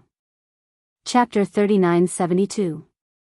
This was a serious matter, but it was a human rights issue. The manager did not dare to be negligent. Although Qin Zhou had said that he was willing to be searched, the problem was, did he dare to? Qin Zhou's gaze was cold. If one were to use an idiom to describe the expression on his face, it was frighteningly gloomy. It was a kind of coldness that Liang Yin had never seen before. When Qin Zhou said that she was willing to cooperate with the search, she didn't feel sad at all. She knew that Qin Zhou wouldn't let her suffer any losses. At that time, if he was really searched, not only would the store manager be fired, he would also lose his official position. Even if this woman really stole hundreds of thousands of yuan worth of jewelry, he would not dare to search her. If he really found something, he would offend Qin Zhou even more. Hence, the manager naturally wanted to turn the tide. CEO Qin, this is our fault. We are very sorry that this lady had a bad shopping experience. We will definitely improve our service standards in the future. At the same time, we absolutely believe that this lady is absolutely innocent. We will definitely not do a body search. Please rest assured. The store manager was hesitant. But... Manager, shut up. The manager turned to her and scolded, you work at the Bulgari counter, right? As the store manager, don't you know the purpose of the counter? That is to respect the customers. How on earth did a person like you become a store manager? From today onwards, you are no longer the store manager of Bulgari. Pack your bags and get lost. The store, shut up. The manager was afraid that she would speak too much and offend Qin Zhou. If she said another word, he would strangle her to death. The store manager had some foresight.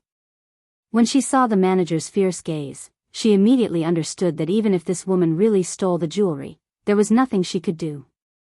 At this moment, the store manager heard her cell phone ring. She was puzzled. She picked up her cell phone and saw that it was a call from one of the employees. She walked to the side and answered the call quietly. As soon as the call connected, she heard the excited chatter of the employees. Store manager, we found the ring.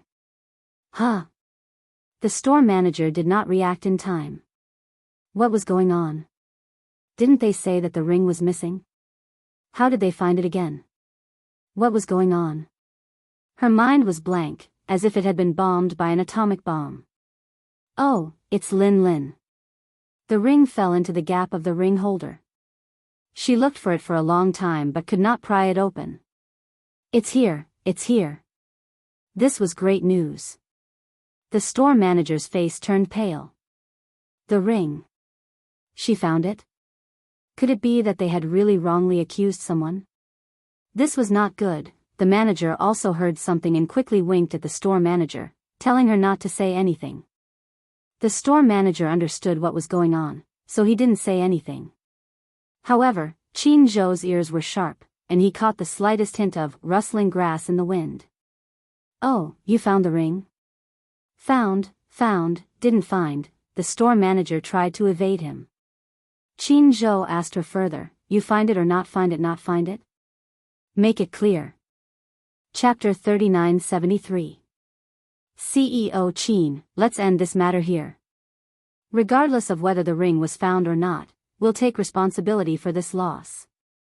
The manager hurriedly stepped forward to smooth things over. You must be tired after rushing all the way here. Come, let me treat you to a cup of tea in the office. There's no need for that. Qin Zhou pushed him aside and shot a cold glare at the store manager. Did you think that you could fool me with such a petty trick like diverting my attention? He said slowly, I heard over the phone that the ring was found. How are you going to explain this matter? The manager's face turned red and his body stiffened. The store manager didn't know what to do and stood there in a daze. Liang Yin heard it too. She turned her face away angrily and clenched her fists. However, when she heard that the ring was finally found, she felt relieved. The police officer was also asking for a snub. He stood at the side and smoked. They didn't have much to say in this situation. The manager hardened his heart and said firmly, I will definitely give you a perfect explanation for this matter, CEO Qin. Oh, then I'll wait and see. In the end, the matter ended with a public apology and financial compensation. Naturally, the store manager couldn't keep his position. Even the manager had to bear the consequences of reporting the matter. Liang Yin didn't know how the matter was resolved. She sat in the reception room the whole time and was served good tea and snacks. The people in the public relations department were trembling in fear, afraid that they would miss out on anything. When Qin Zhou came to pick her up and the two of them walked out of the mall, Liang Yin rubbed her red and swollen eyelids and smiled at him. Thank you. Qin Zhou. Qin Zhou turned around calmly. When he heard her, he asked casually, thank me for what? If you hadn't arrived, I wouldn't know how to resolve this matter. You should have told me first. Qin Zhou continued, if I had stepped in, this matter would have been easy to resolve. I'm just angry. Anger appeared on Liang Yin's face. What right do they have to search me? I just feel that it's unfair that they thought I was a thief based on a one-sided view. Actually, a body search isn't a big deal to me. I just didn't want them to get away with it. Qin Zhou smiled. You're extraordinarily stubborn. Liang Yin pursed her lips. She knew that she was a little stubborn. Why did you want to shop at Bulgari? Qin Zhou pretended to ask casually. When Liang Yin heard this, she looked away guiltily and stammered, I'm just bored, so I came to shop. As she said this, she sighed in her heart. In the end, she didn't find the cuff links for him. I see. Qin Zhou chuckled. It's true that people will be prejudiced against you if you wear this to Bulgari. After all, the shop assistants at these counters have sharp eyes. They can tell at a glance how much you're wearing and where you bought it. There's also the nouveau riche who's. The nouveau riche won't come to Bulgari. Why? Some of them don't even know what Bulgari is. They only know Chanel, Dior, and L'Oréal. Moreover, the more a nouveau riche is, the more he has to wear gold and silver and dress well. When Liang Yin heard this, she raised her eyebrows. All right. Well, I'm too poor to be looked down upon. Qin Zhou silently glanced at her and slowly smiled. Chapter 3974. Tonight? Was he asking her out? Liang Yin asked curiously, what's the matter? It's about signing a contract. I want to talk to you about it. Signing a contract? Liang Yin was really flattered. Is it, signing a contract with you? Yes, with Huanyu, Qin Zhou replied. Ah, Liang Yin pondered for a moment. Then, will you be my manager? Qin Zhou heard this and asked with interest, you want me to be your manager? Liang Yin nodded her head vigorously. I think you're very capable and you know how to take care of people. If you're my manager, you'll definitely learn a lot.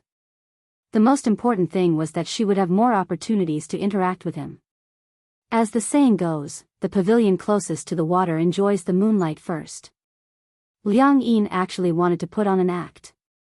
It would be even better if she could spend more time with Qin Zhou. Actually, this was the best time to confess her feelings. But, what if she got rejected? Then, it would be very awkward. What if Qin Zhou didn't like her at all? What if she confessed to him and he avoided her instead? In any case, she should try to get him to be her manager first. Then, she could naturally cultivate their relationship. Anyway, there was still a long way to go. There would be more opportunities in the future. Liang Yin muttered in her heart. Seeing that she was in a daze, Qin Zhou didn't say anything. We'll talk about the details later. Also, there's something I want to tell you. If I become your manager, I'll get a very high commission. How high? Liang Yin asked curiously. For the first contract period, it'll be split in 37. 37? Liang Yin did some calculations. It wasn't too high. If she could get 70%, it would be a considerable amount. Seeing that she didn't seem to take it seriously, Qin Zhou reminded her again. You get 30%, I get 70%. Qin Zhou raised his eyebrows. Why? You can't accept it? No. I'm okay with it. Liang Yin looked nervous, as if she was afraid that Qin Zhou would go back on his word. Qin Zhou blinked his eyes and curled his lips into a smile. It seemed that this girl was really interested in him. He couldn't hide his thoughts at all. However, Qin Zhou did not realize that this smile of his was so charming that Liang Yin was bewitched to the point that she was dizzy. Heavens, heavens, how could there be such a handsome man in this world? It turned out that there really was such a person in this world. When he smiled, it was as if there were stars hidden in his eyes. Liang Yin peeked at him, trying to suppress the love in her heart. There are trees on the mountain and branches on the tree. The heart pleases the Lord, but the Lord does not know. Qin Zhou feigned ignorance.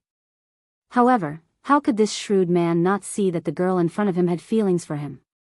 Hey! Why are you two together? When Hua Jin saw Qin Zhou and Liang Yin appear together, he was so shocked that his eyes widened. Then, as if he had discovered some adultery, his eyes narrowed.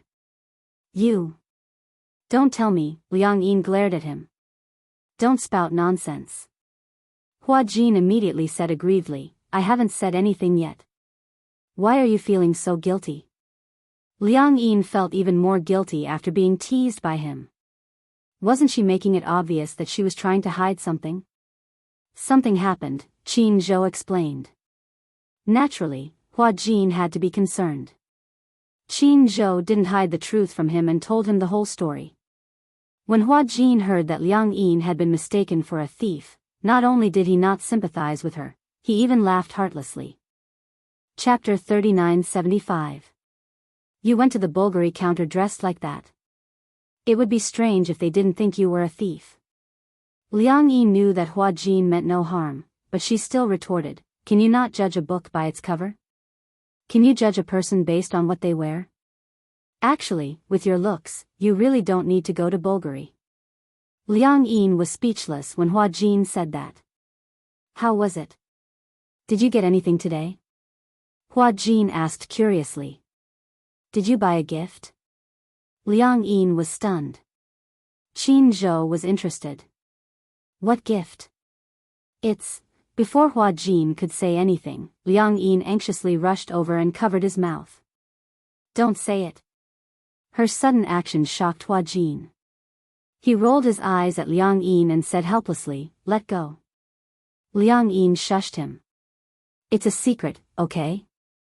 Don't say it. Okay. You can let go now. Qin Zhou sized up the two of them with a meaningful look in his eyes. Don't tell me you have feelings for Liang Yin. On the way back, Hua Jin sat in the front passenger seat and asked curiously, you seem to treat her differently? Don't tell me you have feelings for her. Qin Zhou smiled but did not say anything. You haven't managed an artist for so many years. Now that you say you want to manage Liang Yin, are you planning to support her? Qin Zhou said honestly, whether I want to support her or not depends on her potential. If she doesn't have potential, there's no point in supporting her. Liang Yin said she wants to enter the entertainment industry. It sounds like she wants to be a celebrity. Actually, you're so smart, can't you tell? Qin Zhou did not comment, nor did he try to hide it from Hua Jin. I know.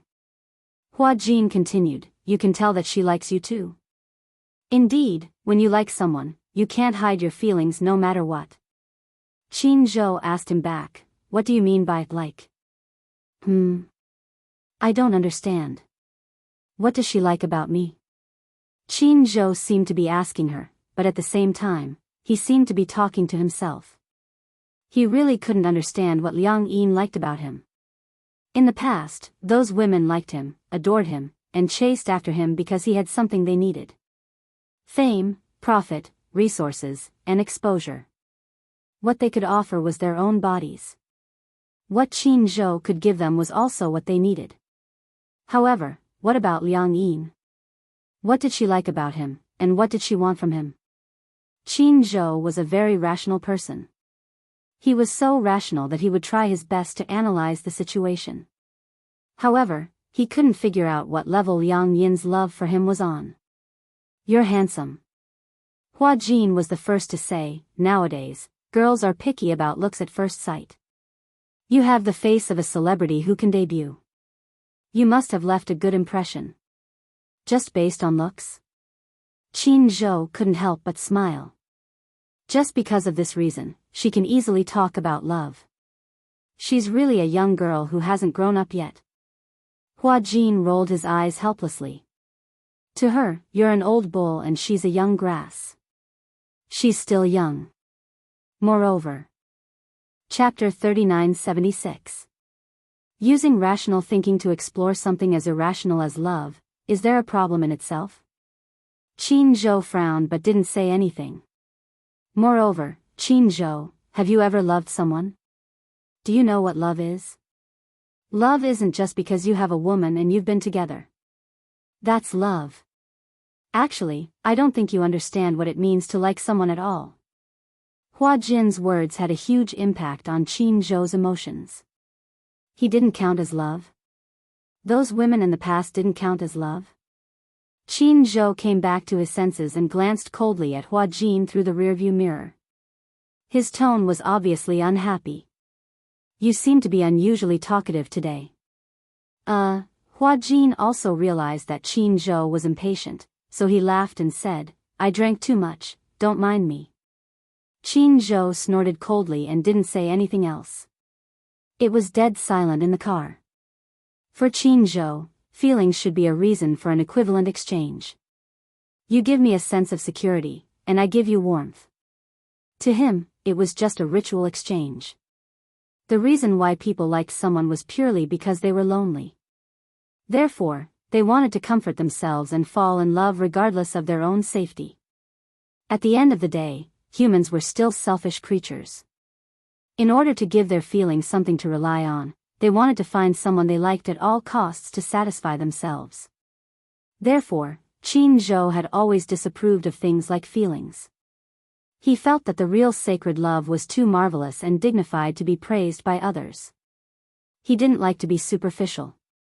The two of them were just looking for what they wanted under the guise of love. Hua Jin asked, do you like her? Qin Zhou didn't say anything. Hua Jin bumped his arm and said, answer my question. He asked in return, if someone likes you, must you reciprocate? Hua Jin laughed and quickly tried to distance himself from her. I didn't say that. Qin Zhou smiled. I don't think I like her. I just feel that she's a little interesting. Sometimes, I also feel that she's very cute. For many years, he hadn't had such a girl who brought him a different kind of joy. Hua Jin snorted and said, if you don't like her, you should break up with her as soon as possible. Based on my understanding of her, she's such a coward. She would never confess to you so early. If this situation continues, she might spend a few years of her youth on you. If you don't like her, don't waste her time. However, I feel that feelings can still be nurtured. I feel that Liang Yin isn't bad.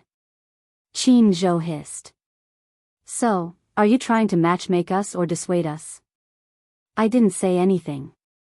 It's your decision. I'm just a bystander. As he spoke, Hua Jin said enviously, it's so nice that there's still such a simple-minded girl in this world. If you like someone, you'll like him.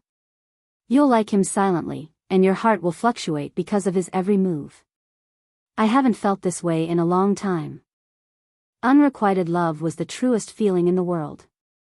She liked him. Perhaps because of his smile, the world would suddenly become bright and sunny. Perhaps because of his words, the world would become stormy. Chapter 3977. When Qin Zhou heard this, his gaze went blank for a moment. Liang Yin returned home, took a shower, brushed her teeth and lay on the bed. She opened the gift box on the stool and inside were 3 pink champagne roses. These were the flowers that the restaurant had given her for dinner and Qin Zhou had given them to her. To her, these were undoubtedly gifts from Qin Zhou. She took a vase from the balcony. After washing it clean, she put in some nutrient soil and filled it with water. Then, she carefully placed the 3 champagne roses into the vase. This was the first time in her life that she had received flowers from someone. Even though she knew that roses like these were hard to grow and would wither easily, she still couldn't bear to throw them away. Instead, she took care of them carefully. She placed them on the windowsill. She leaned on the table and stared at the blooming roses in the vase in a daze. This was the time when the roses were at their most beautiful. She was mesmerized for a moment. The next day, she rushed to the set to sign in. As Qin Zhou had arranged for her to join the set, the crew members were especially enthusiastic about her. After arranging for her to stay in a hotel, she was pleasantly surprised to find that she was staying in the room next to Hua Jin's. They were neighbors again. This was good. At least, staying next to Hua Jin meant that they were more familiar with each other. On the set, to her, everything was unknown and unfamiliar. Although she had acted for Hua Jin before, now that she had returned to her role, the experience was different. After putting away her luggage, she took out the vase from the tightly wrapped plastic bag and carefully placed it on the windowsill, trying to let it bask in more sunlight. The doorbell suddenly rang. Liang Yin turned around in confusion, thinking that it was Hua Jin. She immediately went up and opened the door, only to see a stranger. No. She was sluggish for a few seconds before she reacted quickly. She recognized the man in front of her as the general manager she had seen at the department store yesterday. Why are you here? Liang Yin's face quickly revealed a conflicted expression. It was obvious that she was still brooding over what had happened yesterday. She wasn't a petty person, but she wasn't a magnanimous person either. She would easily throw the unpleasant matter to the back of her mind. Liang Yin asked impatiently, "What are you doing?" "Miss Liang, hello. It's like this. For yesterday's unpleasant matter, we would like to sincerely apologize to you once again. This is a small token of our appreciation, we hope you can accept it." As the manager spoke, the assistant behind him respectfully presented a gift box. The assistant opened the gift box and saw that the exquisite packaging was covered with a thick layer of pink rose petals, and in the middle lay a small but extremely bright jewelry box. The reason why it was described as resplendent was because the surface of the box was inlaid with sparkling and translucent crystals. Liang Yin looked at them suspiciously. "What's this?" "This is a small gift from us. We hope you'll accept it." "Intentions?" "You'll know when you open it." Liang Yin carefully opened the box, only to see a pile of purple pearl earrings inside. Her expression froze. "Jewels? I hope you like it." The manager's expression was as sincere as it could be. However, Liang Yin did not seem to like it, nor was she happy. Chapter 3978. This is, you're just trying to please Qin Zhou. For some reason, Liang Yin was a little angry. Actually, be it the Bulgari store manager or the manager of the shopping mall, they were all very nice people. "You don't feel guilty at all for wrongly accusing me. We're sincerely apologizing to you." Liang Yin sneered. "Humph, you're apologizing because you're afraid of Qin Zhou. You're afraid that he'll catch up with his drama. You're apologizing not because you respect me, but because you're afraid of taking responsibility." When the manager heard this, he felt very wronged. "Oh my God, isn't that nonsense? Qin Zhou already said that you're his woman, how could they dare to offend you? Miss Liang, please understand. You've indeed suffered a lot yesterday and there were many unpleasant things. I hope that you can calm down and don't take this matter to heart. Liang Yin had no choice but to close the door. The manager immediately blocked the door shamelessly. It was obvious that he wouldn't give up until Liang Yin said, "I forgive you." His face was distorted from sticking to the door, but the manager still didn't intend to give up. Miss Liang, it's like this. The manager took a deep breath and started to nag. After you and President Qin left yesterday, I deeply understood the seriousness of this matter. We've already issued a notice to fire the store manager of the Bulgari store and will never hire her again. We swear that if something like this happens again. Liang Yin didn't know what he said or how long he had been talking. Anyway, she only felt that there were countless flies buzzing around her ears. Finally, she couldn't take it anymore and said impatiently, "Fine, fine, fine, I forgive you. Can you not be like a fly, buzzing around my ear non-stop?" Calluses were about to form on her ears. The manager was wild with joy. "Really? You're really willing to forgive me? As long as you disappear from my sight immediately, I'll forgive you. Please stop bothering me, okay?" As soon as she finished speaking, the manager didn't dare to say anything else. He immediately disappeared from her sight with his assistant. Liang Yin was dumbfounded. She didn't know how terrifying Qin Zhou's pressure was, or if Qin Zhou had already pressured the department store without her knowledge. Otherwise, why would the manager come all the way here to ask for her forgiveness? Qin Zhou, in the room, Liang Yin sat curiously in front of Hua Jin. She was puzzled as to why Qin Zhou had such a terrifying influence. At the mention of Qin Zhou, Hua Jin was obviously a little speechless. "I noticed that your recent topics revolve around him. As the saying goes, only by knowing yourself and your enemy can you win every battle." Liang Yin said matter-of-factly, "If I don't understand him, how can I get what he likes?" Qin Zhou used to be a top manager, especially after he made Gu Xingzi famous. Thanks to Gu Xingzi's influence, he managed to get more resources in his hands. Gu Xingzi, Liang Yin was suddenly a little stunned. Didn't Gu Xingzi pass away? Hua Jin sighed as he said this. Chapter 3979. Gu Xingzi was a superstar created by Qin Zhou. Ever since Gu Xingzi's debut, he had never experienced any low points. The two of them made each other what they were, and at the same time, made each other. In private, the two of them put aside their work relationship, but at the same time, they were very close friends. Qin Zhou rarely used the term close friends to describe someone. Gu Xingzi was the same. The relationship between the two of them was no different from that of a family member. Gu Xingzi's death was a huge blow to Qin Zhou. He used to be humorous and loved to joke, but now, he seemed to be a little quiet. It was even difficult for him to open up to others. Gu Xingzi was really the youth of a generation. Hua Jin sighed at the same time. "I used to envy Gu Xingzi, but now, I feel that it's a pity for him. I've always heard that he had depression. Is that right?" "Yes." Hua Jin laughed at himself. "Actually, I'm not surprised. This is a playground. As you can see, when you're filming, no matter how bad your mood is, you have to put your heart and soul into the role. I once saw a very popular actress. Before an interview, because of her low EQ, she kept crying in the waiting room. When the cameramen and reporters arrived, she wiped her tears and touched up her makeup. When she faced the camera, she laughed and chatted. When the interview ended, she broke down and cried again. At that time, I felt that such a person's life was really too painful. She couldn't even live her life as she wanted.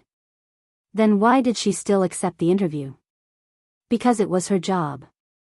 Hua Jin continued, "When you enter the industry and become famous, it's not up to you to decide whether you want to advance, retreat, or leave. Fortunately, I have a very good manager who can protect me. At least, when I'm feeling down, I don't have to pander to anyone, and I don't have to look at anyone's eyes. It's more free." "Yes." Liang Yin asked again, "Have you thought about when you'll end your acting career?"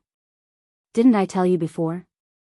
Hua Jin said, when I earn enough money to travel around the world, I'll decide to quit the entertainment industry.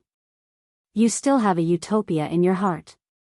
Liang Yin smiled. I thought that everyone in this industry, no matter who they are, would want to strive to be the best. I used to think so too. Hua Jin sighed. But shouldn't people live for themselves? In fact, I'm quite clear about life. Sometimes, no matter how rich you are, you can't get the life you want. I feel that this kind of life is not what I want. So, since I know what I want, why should I be reluctant to leave things that I shouldn't? When Liang Yin heard this, she couldn't help but be a little absent-minded. The next day, Huanyu office building. Qin Zhou specially sent a car to pick up Liang Yin and officially signed the contract. In the conference room, Qin Zhou and a few of Huanyu's higher-ups were all present. Liang Yin sat down and Qin Zhou let her have a look at the contract. Liang Yin also looked at it carefully. When she reached the revenue-sharing part of the agreement, she was a little surprised. Qin Zhou had signed a 50-50 split with the company. Didn't you say, it's a 30-70 split? Qin Zhou smiled and asked, didn't I also say that I won't personally manage artists anymore? Liang Yin was stunned for a moment before she suddenly laughed. You don't keep your word. Chapter 3980. You're going back on your word. You're still pretending to be innocent. Qin Zhou was annoyed and put out his cigarette. Is there a problem? You can bring it up now. After all, we haven't officially signed the contract yet. Any suggestions can still be discussed. You make it sound like I'm signing a contract to sell myself.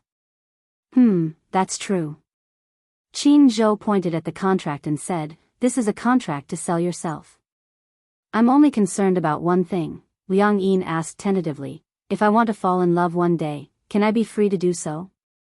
Qin Zhou smiled and said meaningfully, that depends on who it is. Looks like it's really an overbearing contract.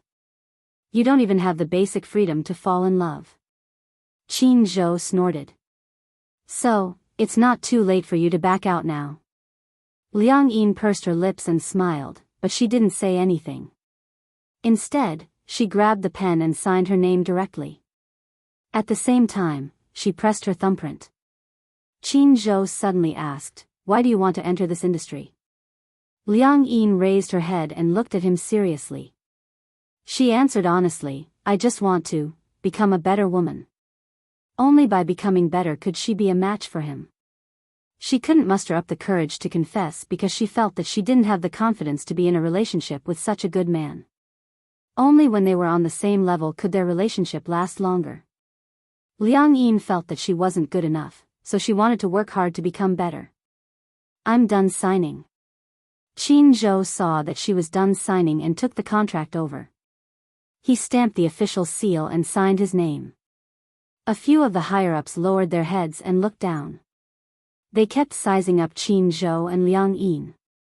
At first, when they heard that Qin Zhou was going to make a comeback and manage an artist again, they were puzzled. After all, with Qin Zhou's current qualifications, it wouldn't be an exaggeration to say that he was highly respected in Huanyu. As an honorary director of Huanyu, he didn't need to manage an artist personally. However, when Qin Zhou mentioned that he wanted to sign Liang Yin, they were puzzled. What kind of artist would make Qin Zhou want to manage her personally? Hence, they wanted to see what kind of newcomer would make Qin Zhou personally come. In the end, looking at it, it seemed like it was not as shocking as they had imagined. In this industry, there were many stunning beauties. Huanyu's #1 actress, Yun Shishir, was considered to be in a semi-retired state. However, with her beautiful looks and heaven-defying acting skills, it was still difficult for anyone to shake her position. However, after Yun Shishir, the female artistes were indeed lacking in stamina. Huanyu's higher-ups also wanted to groom a few more female celebrities as Yun Shishir's successors. Liang Yin was indeed a good choice. But, it wasn't enough to make Qin Zhou personally bring her over. Therefore, some people suspected that there must be something going on. However, Qin Zhou would never sleep with an actress, so there was definitely no relationship between the two of them. Could it be Qin Zhou is interested in Liang Yin? Or was it some special relationship? They couldn't figure it out. Qin Zhou stood up and said, "All right. It's getting late, let's have a meal together." The group immediately agreed with a smile. Chapter 3981. During the dinner, Qin Zhou and Liang Yin finalized a few matters. Before the official announcement of her debut, the packaging team proposed a plan to create hype. Qin Zhou specifically asked for Liang Yin's opinion. After all, as a newcomer and inexperienced, it would be difficult for her to raise the price when she took on scripts and activities in the future. Although Liang Yin's acting skills were good and her acting skills were good, Qin Zhou had also roughly scanned through the scenes that she edited. Her acting skills were indeed on point and she was very intelligent and talented. This point was really commendable. It showed that she had good qualifications and her future potential was limitless. But in this industry, there were a lot of talented people and there was never a lack of talent in acting. Under this premise, she had to make a name for herself before she could get attention. Only by getting attention could Liang Yin's acting skills and potential be discovered by the audience. Fame in the entertainment industry needed something to talk about. Only with something to talk about would there be exposure. In such a messy industry, exposure was what they really needed to work on. The packaging team proposed to create hype about Liang Yin and Hua Jin's relationship. At first, Qin Zhou did not agree. However, creating hype about a relationship was a tried and tested method. In the entertainment industry, there were not only contractual couples but also contractual couples.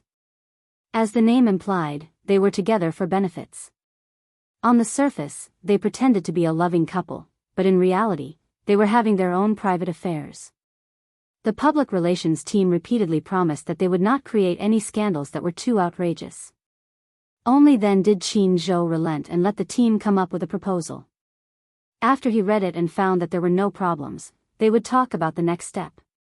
Before her debut, Qin Zhou had also finalized a training schedule for Liang Yin. Dancing and singing were the two areas that she would focus on. If Liang Yin could be groomed into an all-round artist, that would be the best. In addition, her ability to react on the spot and her acting skills were also part of the training. For this, Qin Zhou specially contacted a famous academic professor to guide Liang Yin. At that time, Liang Yin found out that the professor that Qin Zhou contacted for her cost a lot of money per lesson. It was 6 figures per lesson. She was stunned. 6 figures. What kind of concept was that? It was said that the professor was Li Changde, an honorary professor of Beijing Film Academy. He had groomed 3 best actors and 2 best actresses. In the industry, he was definitely well respected. Many A-list celebrities were in awe of him. Moreover, he was also a consultant for many movies. If it weren't for Qin Zhou's face, even if it was hundreds of thousands per class, he might not have taken a fancy to Liang Yin. There were so many talented newcomers, and not everyone could catch his eye.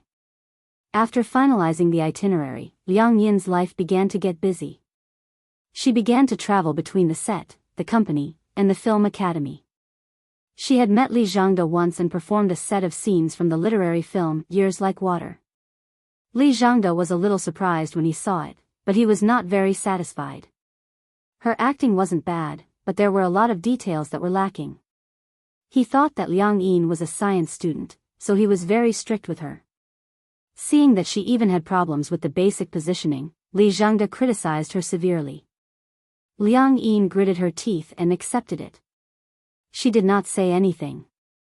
She was not a science student. She felt that since it was a class, it would not be bad to be strict. In the end, he was scolded badly by the end of the class. Chapter 3982. This Li Zhangde is too fierce. Every time they returned to the hotel, Liang Yin would start complaining. She knew that Li Zhangde was an excellent mentor. The stricter he was, the better it would be for her. However, Li Zhangde's expectations of her were too high. She had already tried her best, but he was always able to pick out the smallest mistakes in her performance. People aren't born to be good at acting. You're lucky to have such a good mentor like Li Zhangde to help you hone your acting skills. What about me? At this point, Liang Yin couldn't help but be curious. Didn't Qin Zhou hire a mentor to teach you acting? It's not like my previous manager was Qin Zhou. Otherwise, I wouldn't have been able to enjoy such treatment. Hua Jin paused and continued, when I first started, when I wasn't famous, my company wasn't willing to spend so much money on me. The vast majority of companies would rather spend money on plastic surgery for their artists than hire a good teacher. After all, it's fine as long as I'm good looking. Later on, when I became famous and transferred to Huanyu, I didn't have the spare time to receive acting coaching. When Liang Yin heard this, she couldn't help but be suspicious. Have you had plastic surgery before? No. I didn't say that I have. Liang Yin felt that it was unbelievable. She couldn't help but reach out to touch his facial features. Then, she reached out and pinched Hua Jin's nose hard. Ah! It hurts. Hua Jin was in so much pain that he wanted to slap her hand away. Liang Yin tried to pinch his chin again. Yes, it was solid. It was obviously not hyaluronic acid. I really didn't have plastic surgery. Finally, this doubt was cleared up. Hua Jin's looks belonged to the category that defied the natural order. Everyone said that Hua Jin was a classic handsome man. When it came to acting in ancient costumes, Hua Jin said that he was the second best. No one would dare to say that they were the best. There was no doubt that he was the number one handsome man in ancient costumes. Therefore, there were many speculations about him. Many people suspected that he had undergone plastic surgery. Hua Jin was too lazy to answer the reporters' questions. Occasionally, he would pinch his face to express his disdain. So your facial features are real. Liang Yin had always suspected that he had undergone plastic surgery. After all, there were often celebrities in this industry who had undergone plastic surgery. It wasn't unreasonable for her to be so suspicious. Hua Jin glanced at her. I even suspected that you had plastic surgery. What kind of world is this now? Do people suspect plastic surgery just because they're good looking? Because that's the trend now. There are too many people who have undergone plastic surgery. That's true. However, I don't know why plastic surgery is becoming more and more popular now, but why do so many people who have plastic surgery look like monsters who came out of the abortion line? As Liang Yin spoke, she felt a little puzzled. Say, in the past, when plastic surgery was first developed, those who underwent plastic surgery were more natural and exquisite. Now that I look at it, they all have the same face. They had a snake-like face, cheeks that seemed to have been shaved by a knife, a chin that looked like a shoehorn, large eyes, and a high nose. Liang Yin didn't reject plastic surgery. Everyone had the right and freedom to become a beautiful person. However, wouldn't it be creepy if they all had the same face? Chapter 3983. Yang Mi has had plastic surgery? She had thought that Yang Mi was born with it, but it was true that Yang Mi had indeed become invisible recently. Hua Jin nodded. Yes, most people in the industry have had plastic surgery to look better on camera. I think her lips look a little unnatural, but if you don't look closely, there's nothing wrong with them. Hua Jin began to reveal, her lips have had surgery to make them pouty. She even had a smile at the corner of her mouth. Her dimples were also done through surgery. Liang Yin was speechless. Then, she started to gossip. Has Yun Shishir had plastic surgery before? What do you think? I think she's very pretty and her facial features are very natural. It doesn't look like she's gone under the knife. Most importantly, I feel that her temperament is really good. She's a goddess. Of course. Shishir is a natural beauty. For some reason, when Liang Yin praised Yun Shishir, Hua Jin was especially pleased. He was even happier than when she praised himself. I've seen her in The Green Apple. Although at that time, teen films were always criticized, this movie between her and Gu Xingzi is simply a classic teen film. I don't think anyone can surpass it. Hua Jin said, a good script, a good cast, good post-production, good publicity, and the audience's support. All these factors combine to make this movie a success. Her acting is more natural and there's no feeling of pretense. It's easy to get into her role. When she cries, I can even feel her real heartache. Just like Yang Mi's crying scene, it feels like she's moaning for no reason. There were many scenes where I felt that she couldn't cry and just squeezed out a few tears to appease the audience. Ha ha ha. Hua Jin couldn't stop laughing. Actually, I don't hate Yang Mi, but I don't like her either. But as you said, I still have to prove her innocence. What? In the past, Yang Mi's acting skills were very good. After all, she was an acting student and was also Su Ke's favorite student. When she first debuted, her acting skills were still very good. Later on, perhaps because there were too many fillers on her face, her expression became more stiff. Moreover, her mac is filled with hyaluronic acid. Her crying and laughing are not very natural and look fake. It's not because of her acting skills. If that's the case, then I've wronged her. She sighed. The female celebrities from the previous generation are the ones who are truly peerless. That's the filter of that era. It's blurry and hazy, and the facial lines aren't very deep. If we were to use high-definition cameras to take pictures, the pimples and acne would all be exposed. As he spoke, Hua Jin continued, however, I pay more attention to temperament. I think that in terms of temperament, no one can compare to our Shishir. Good, good. Your Shishir is the most beautiful and has the best temperament. That's the truth. The two of them chatted in the room and even finished memorizing the script. Perhaps it was too boring, the two of them started gossiping and only went to bed when it was very late. Li Zhangda's class was held once a week. Qin Zhou obviously spent a lot of money on Liang Yin. One class cost 100,000 yuan. It was said that Qin Zhou was a big shot and gave her a friendly discount. Chapter 3984. Initially, Li Zhangda was moved by Qin Zhou's sincerity. Later on, he really felt that Liang Yin was a good seedling, so he taught her seriously. During the 5th period, Liang Yin thought that she would have to spend another period in Li Zhangda's bubble. She did not expect Li Zhangda to praise her for the first time. You acted well. Li Zhangda gave such a comment. When Liang Yin heard it, she was instantly overjoyed. Don't underestimate these words. Coming from Li Zhangda's mouth, it was a huge compliment. But don't be too smug. Li Zhangda muttered, young people, don't get complacent just because of a little praise. Keep your cool and think about the details. It's rare for you to praise me. Can't you let me be happy for a while? Liang Yin said coquettishly. After a few classes, she left a good impression in front of Li Zhangda. Li Zhangda also gradually liked this humble student. She did not hold back and gave everything she had. The profession of acting is actually derived from dramas. In the past, when there were no dramas or movies, a stage was set up. A few people dressed in clothes would sing and dance on it, and the audience would be entertained. Later on, the film industry in China started to develop. The first drama, A Mouthful of Vegetable Pancakes, was filmed, and there was such a beginning. After a pause, Li Zhangda continued, life is like a play, and a play is like life. A truly good actor can act out all kinds of situations in the world. Whatever he or she acts, he or she can act out. Aside from some people having talent, most of them have to learn. Look, in the past, there was an artist who, in order to draw a good character, sat on a chair on the street and observed the expressions of everyone passing by.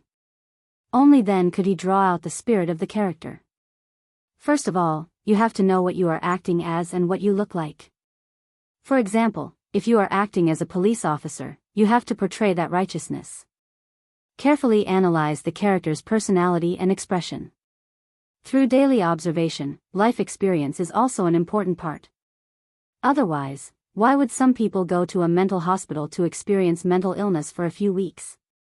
Li Zhangda continued, also, the most important thing is that you have to understand the script, carefully understand the character's psychology, and be immersed in the character. To be an actor, one must first get into character. Otherwise, it would be impossible to expect the audience to get into character. Also, you're still lacking in the basics of your lines. You should practice more. You should know that none of my students use post-production dubbing. It's only in China that we have dubbing actors. In the past, the foreign dubbing actors were all actors. When they dubbed for animations and foreign translated films, they would read their own lines. In China, look at the youngsters nowadays. Some of them can't even speak Mandarin well and come to act. What a disgrace. It was obvious that Mr. Li was dissatisfied with the current entertainment industry. After listening to his complaints, Liang Yin ended the class for the day. Qin Zhou happened to be free, so he took her back to the hotel. Along the way, Liang Yin was very happy. She boasted to Qin Zhou, "Today, the teacher performed for me. He said that I've improved a lot." Qin Zhou laughed. "That's a good thing." "That's right. You don't know how difficult it is to get him to perform alone." As Liang Yin spoke, she probed, "Say, this class costs 100,000 yuan. Are you going to pay for it?" "The company will pay." Chapter 3985. The company will pay for it. Then, Liang Yin was a little worried. What if I can't earn it back? Qin Zhou smiled. The artists I take care of only earn too much. There's no such thing as not earning enough money. Usually, packaging a newcomer, from debut to fame, will cost at least a few million. This is nothing. You don't have to worry about it. Liang Yin swore, "I will act well and not let you down. The most important thing is not to let yourself down." Okay. A week after signing the contract, the signing fee was transferred to Liang Yin's account on time. Early in the morning, Liang Yin had just woken up when she heard a ding from her phone. She picked up her phone and saw that there was a message showing that money had been transferred to her account. She opened it to take a look and was so shocked that she sucked in a breath of cold air. So much money, she had thought that 1 million was already a sky-high price. She did not expect Qin Zhou to be so generous. Just the signing fee alone was 5 million. 5 million for a newcomer. What kind of concept was that? Hua Jin's signing fee was only 100,000. It was obvious that he had good potential and could be packaged into a money tree in the future. It was impossible for a normal newcomer to sign a contract with a company like Huanyu. Even if they were to sign a contract, most of them would be supported by rich people. Moreover, Huanyu would be given a considerable amount of packaging fee to package the artist. Liang Yin was the only one who had made her debut with nothing and even received a signing fee of 5 million yuan. Liang Yin was so shocked that she was dumbstruck. She called Hua Jin. Holding her phone, she said in surprise, "Hua Jin. I'm rich. 5 million? When Hua Jin found out that she had received a signing fee of 5 million, he was envious and jealous. He said angrily, "How can a newcomer like you get a signing fee of more than 5 million? Ah. Jealousy makes people ugly." Liang Yin smiled and said, "Are you envious? But it's really strange. Did Qin Zhou open the back door?" "Why do you say that?" "Because," Qin Zhou said incredulously, "when Gu Xing's signed with Huanyu, he only got 10 million. You're equivalent to half of his. But at that time, he had just debuted. In that era, 10 million was far more valuable than 10 million now, right?" "That's true." After a pause, Hua Jin continued, "However, in the current market, there are almost no newcomers who can get this amount of signing money." He said suspiciously, "Could it be that Qin Zhou has an unspoken rule, don't talk nonsense?" Liang Yin snorted. "Are you jealous? Could it be that Qin Zhou is interested in you?" Liang Yin blushed. "How is that possible? Why not? Then I really can't figure out why Qin Zhou would give you so much for signing the contract." "All right. Don't dwell on this issue. I don't care. Everyone who saw it has a share. Give me 2 million. "No. Stingy." Hua Jin said eloquently, "If I didn't bring you into this industry, would you have so much money? How does it feel to become a nouveau riche overnight? Liang Yin held her phone like it was a treasure. It feels like I've become a nouveau riche overnight. When you debut, you'll earn even more. Chapter 3986. Who would want to have a feast like yours? Hua Jin paused for a moment and immediately smiled. Unless it's a year-long feast. Then it would be reasonable. Liang Yin immediately cried out in grievance, "Are you a vampire? A year-long feast? Based on your appetite, it's going to be Michelin every day. How can I survive? I don't care. 1 month. Half a year. 2 months. Half a year. 3 months. Hua Jin raised his eyebrows and slammed the table. All right, deal. Liang Yin was stunned. He wasn't going to call her that? She seemed to, she had been tricked. But since she had said it, she had to do it. The next day, Liang Yin immediately made an appointment with Hua Jin and Qin Zhou at a restaurant. She planned to treat them to a feast as a celebration. As soon as he heard that Liang Yin had invited Qin Zhou, Hua Jin immediately felt that there was an ulterior motive. Could it be that this guy wanted to use their relationship to get closer to Qin Zhou? Hua Jin's scenes ended early, but Liang Yin's scenes were delayed by the director until very late. This was a small misunderstanding. It turned out that Hua Jin wanted to have an early dinner, so he told the director in advance that he had something to do in the evening and hoped that he could finish his scenes early. In the film crew, this was a privilege that he had. Recently, the director had been quite satisfied with Hua Jin's performance.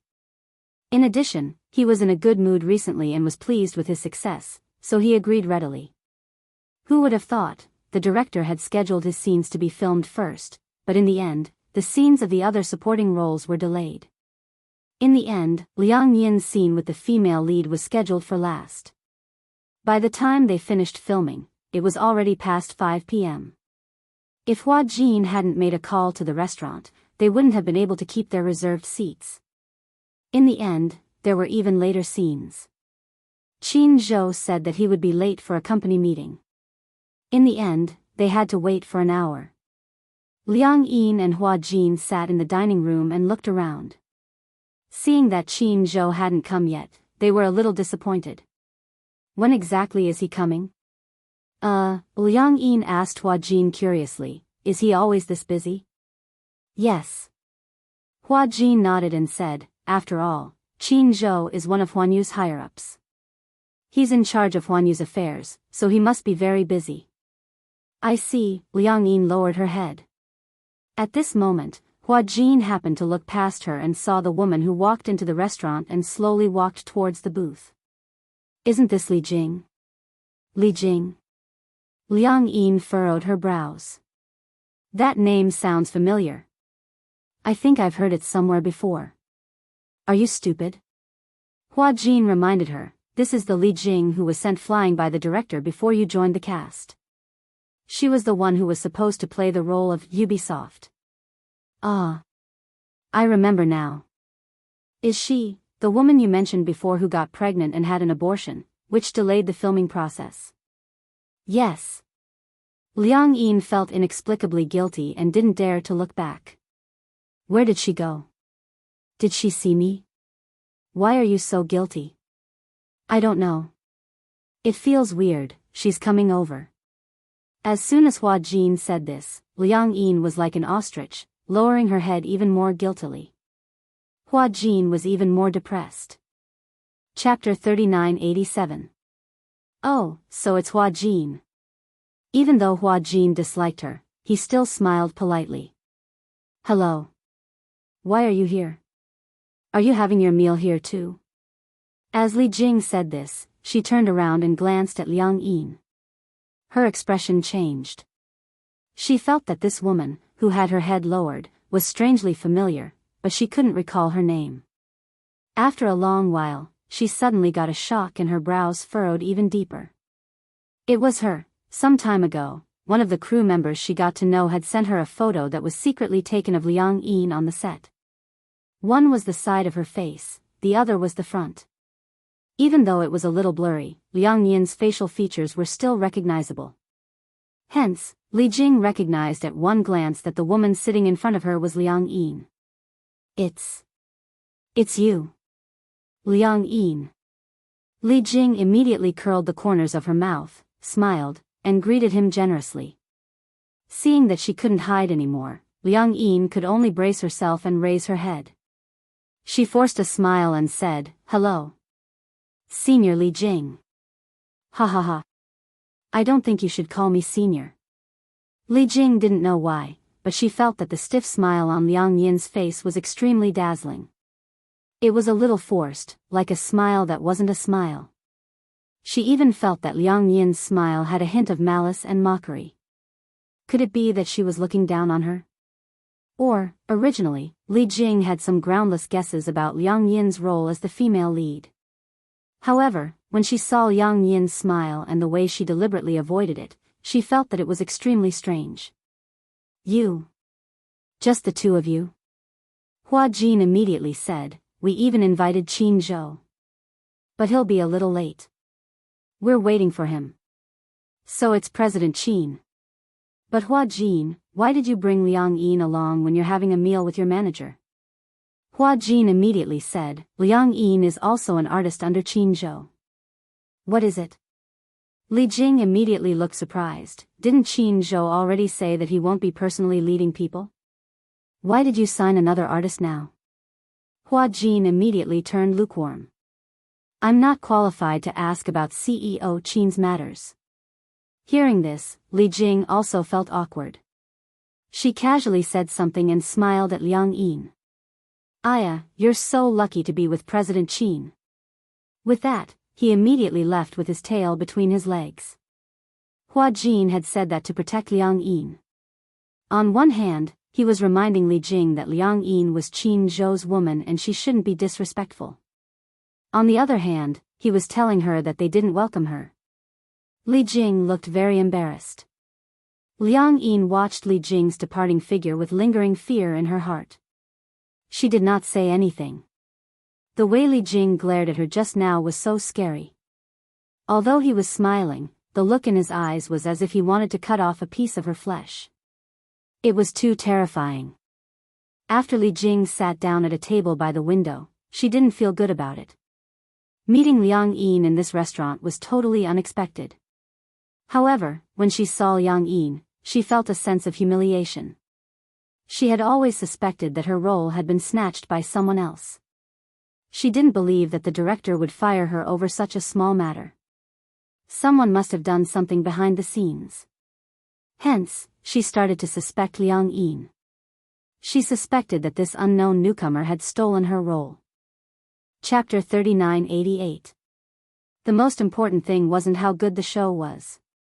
It was because Hua Jin was the main lead and one of the investors was Huanyu. This meant that from the moment the show was broadcast, it would definitely be on the hit list. Moreover, Huanyu would spare no expense in promoting the show.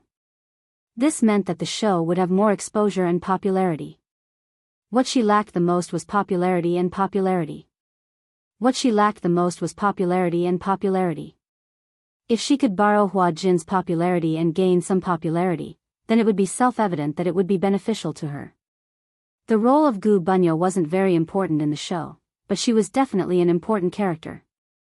Moreover, she had a good personality and would definitely attract a lot of fans. She was counting on this role to take her career to the next level. She hadn't expected that she would have almost completed all the scenes for the role of Gu Bunyo, but in the end, the director had actually fired her. Moreover, all her scenes had been edited out and a new actress had been chosen. This new actress was Liang Yin. How could she not hate her? Li Jing sat in the booth. From her angle, she could see Liang Yin's face. She saw Liang Yin and Hua Jin sitting opposite each other on their phones, as if they were very familiar with Hua Jin. If it had been anyone else sitting in front of Hua Jin, they would have been nervous and at a loss. Just like her. With her status, she didn't have the right to sit at the same table as Hua Jin. Even if she did, she would be trembling with fear, afraid that she would make the slightest mistake and offend Hua Jin. On the other hand, Liang Yin acted as if she and Hua Jin were friends. Li Jing was even more suspicious of her relationship with Qin Zhou. Could it be that Liang Yin and Qin Zhou were very close, so Hua Jin also saw her as a close friend?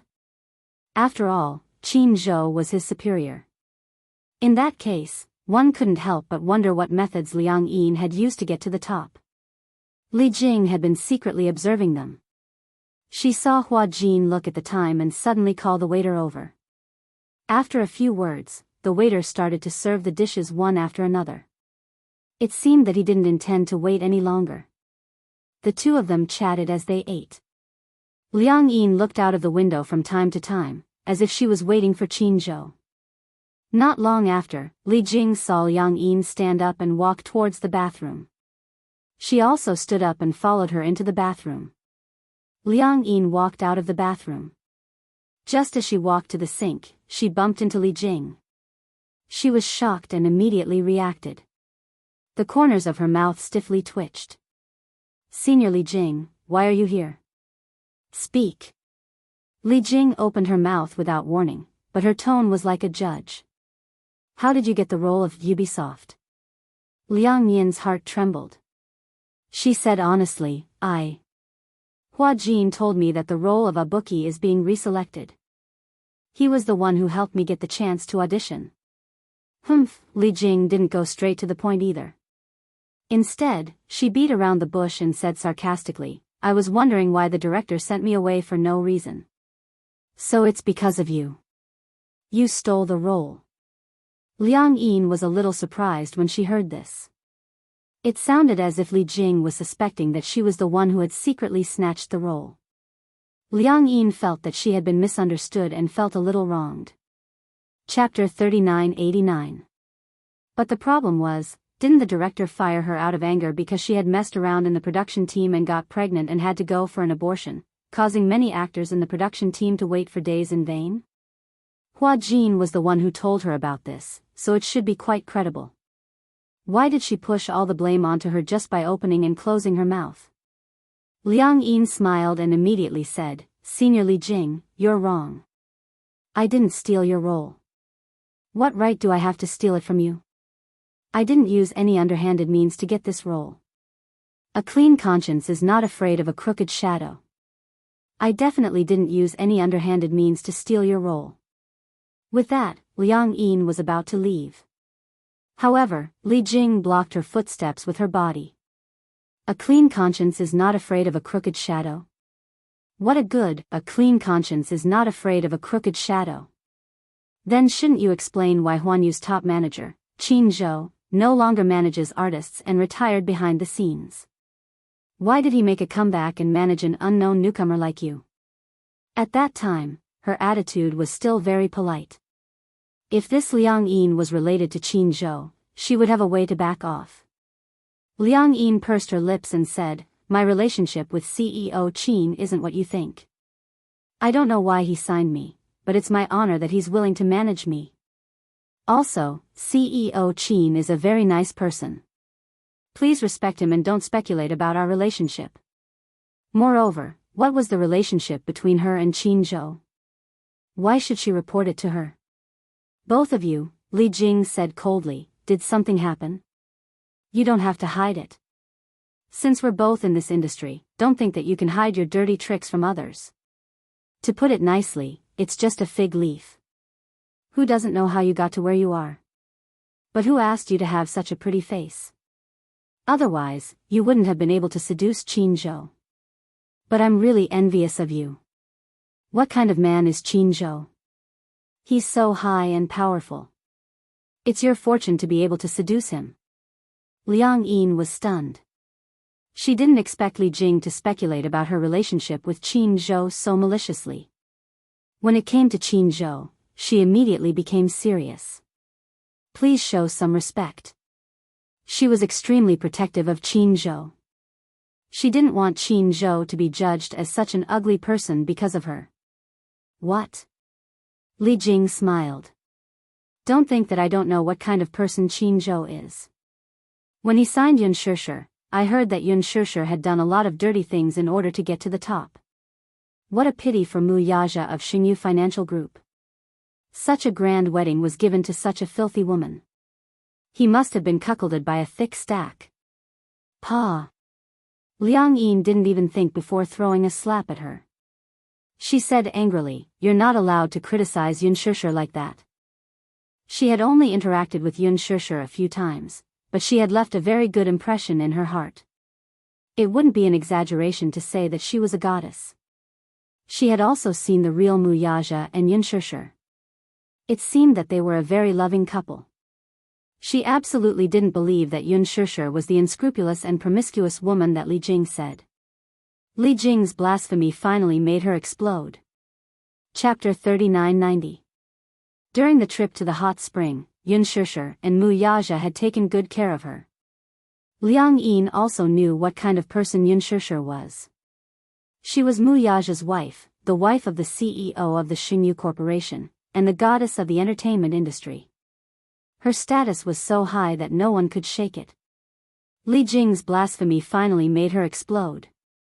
She was gauging the heart of a gentleman with her own mean measure. No one would believe that Yun Shishir would ignore Wuxia's protection and run off to flirt with another man. It was not that Qin Zhou was not as outstanding as Wuxia, but Yun Shishir did not have to do that. Moreover, Qin Zhou and Wuxia were close friends. With Wuxia's methods, there was nothing that could be hidden from him. He and Qin Zhou were so close, which only proved that there was nothing between Qin Zhou and Yun Shishir. It was one thing for Li Jing to criticize her, but she even humiliated Qin Zhou and Yun Shishir. This was something that Liang Yin could not stand. "You're not allowed to humiliate Qin Zhou and Yun Shishir like this."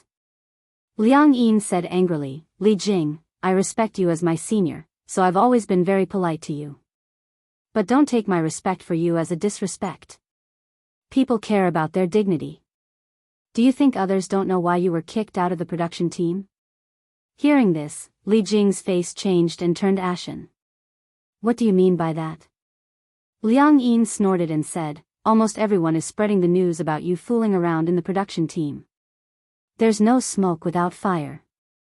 You can't deny this, right?" Li Jing's face darkened. "What nonsense are you talking about? Whether it's nonsense or not, you know it in your heart.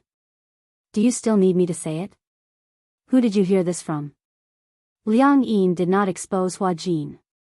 She subconsciously felt that Li Jing was a rather sinister woman. She had also heard that anyone who could enter the entertainment industry definitely had some tricks up their sleeves. Therefore, she did not dare to reveal what Hua Jin had said.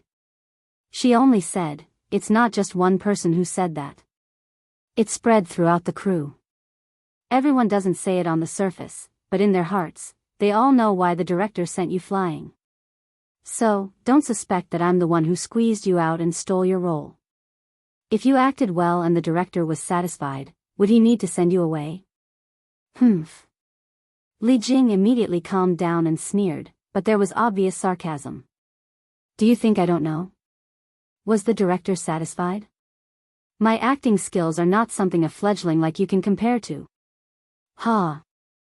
Liang Yin didn't want to waste her breath arguing with this kind of person. She knew that Li Jing was mocking her. She must have followed the unspoken rules of the assistant director. She was no longer the Liang Yin of the past. She couldn't tell what was going on, but she couldn't be bothered to point it out. It wouldn't do her much good to argue with a narrow-minded person like Li Jing. So, she brought Qin Zhou into the picture. "As you know, I'm an artist personally managed by Qin Zhou. Just like you said, if I really relied on underhanded means to get to where I am, aren't you afraid of offending me and Qin Zhou?" Qin Zhou had previously told her. If they were to encounter any troublesome matters, then they would not hesitate to use his name to suppress the situation. In the entertainment industry, there was no situation that Qin Zhou couldn't handle. Sure enough, when she heard Qin Zhou's name, Li Jing did retreat. Just as Liang Yin thought, she really didn't dare to offend Qin Zhou. Chapter 3991. Liang Yin didn't want to be entangled with her any longer and returned to her seat. At that moment, Qin Zhou had already arrived. Liang Yin sat down slowly. When she saw Qin Zhou, she put aside the unhappiness from earlier and said to him, "Why are you so late? You still have the cheek to talk about Qin Zhou." Hua Jin complained, "Didn't you go to the washroom? Why did you take so long?" As he spoke, Hua Jin noticed from the corner of his eye that Li Jing had also returned to the seat next door with a gloomy face. He could not help but feel suspicious. Seeing that Li Jing had also returned from the direction of the restroom, he asked Liang Yin, "Was she in the restroom just now?" "Yeah. She didn't deliberately make things difficult for you, right?" Hua Jin probed with concern. Liang Yin immediately smiled. "She knows that I'm under Qin Zhou, so she wouldn't dare to make things difficult for me." Humph, humph, humph. "She's like a fox assuming the tiger's might." Hua Jin laughed. When Qin Zhou heard this, he more or less understood what was going on. Meeting Li Jing here by chance, Li Jing knew about Liang Yin. She also knew that the role of Gu Hunyao had been replaced by Liang Yin. Losing such an important role was enough for Li Jing to be depressed. It was inevitable that she would wonder what methods Liang Yin had used to get the role. Qin Zhou kept this matter in his heart and planned to deal with this stumbling block later. Even though Li Jing wasn't an important role, it was necessary to show her who was the boss. Liang Yin hadn't officially debuted yet. This thorn in her side definitely couldn't be left alive. "Let's eat," Qin Zhou said. Liang Yin and Hua Jin looked at each other and started eating. As Qin Zhou ate, he asked, "The day after tomorrow is the little princess's birthday. Have you thought of a gift?" Hua Jin slapped his forehead. "I haven't bought anything yet. I don't know what to buy." Soon, Yueyao would turn 3. This child's gift was the hardest to think of. Giving her jewelry would be too tacky. After all, the other party was a 3-year-old child. The gold and silver jewelry were all given by the older generation. Children would definitely like children's items, but this was the most difficult thing to imagine. Building blocks?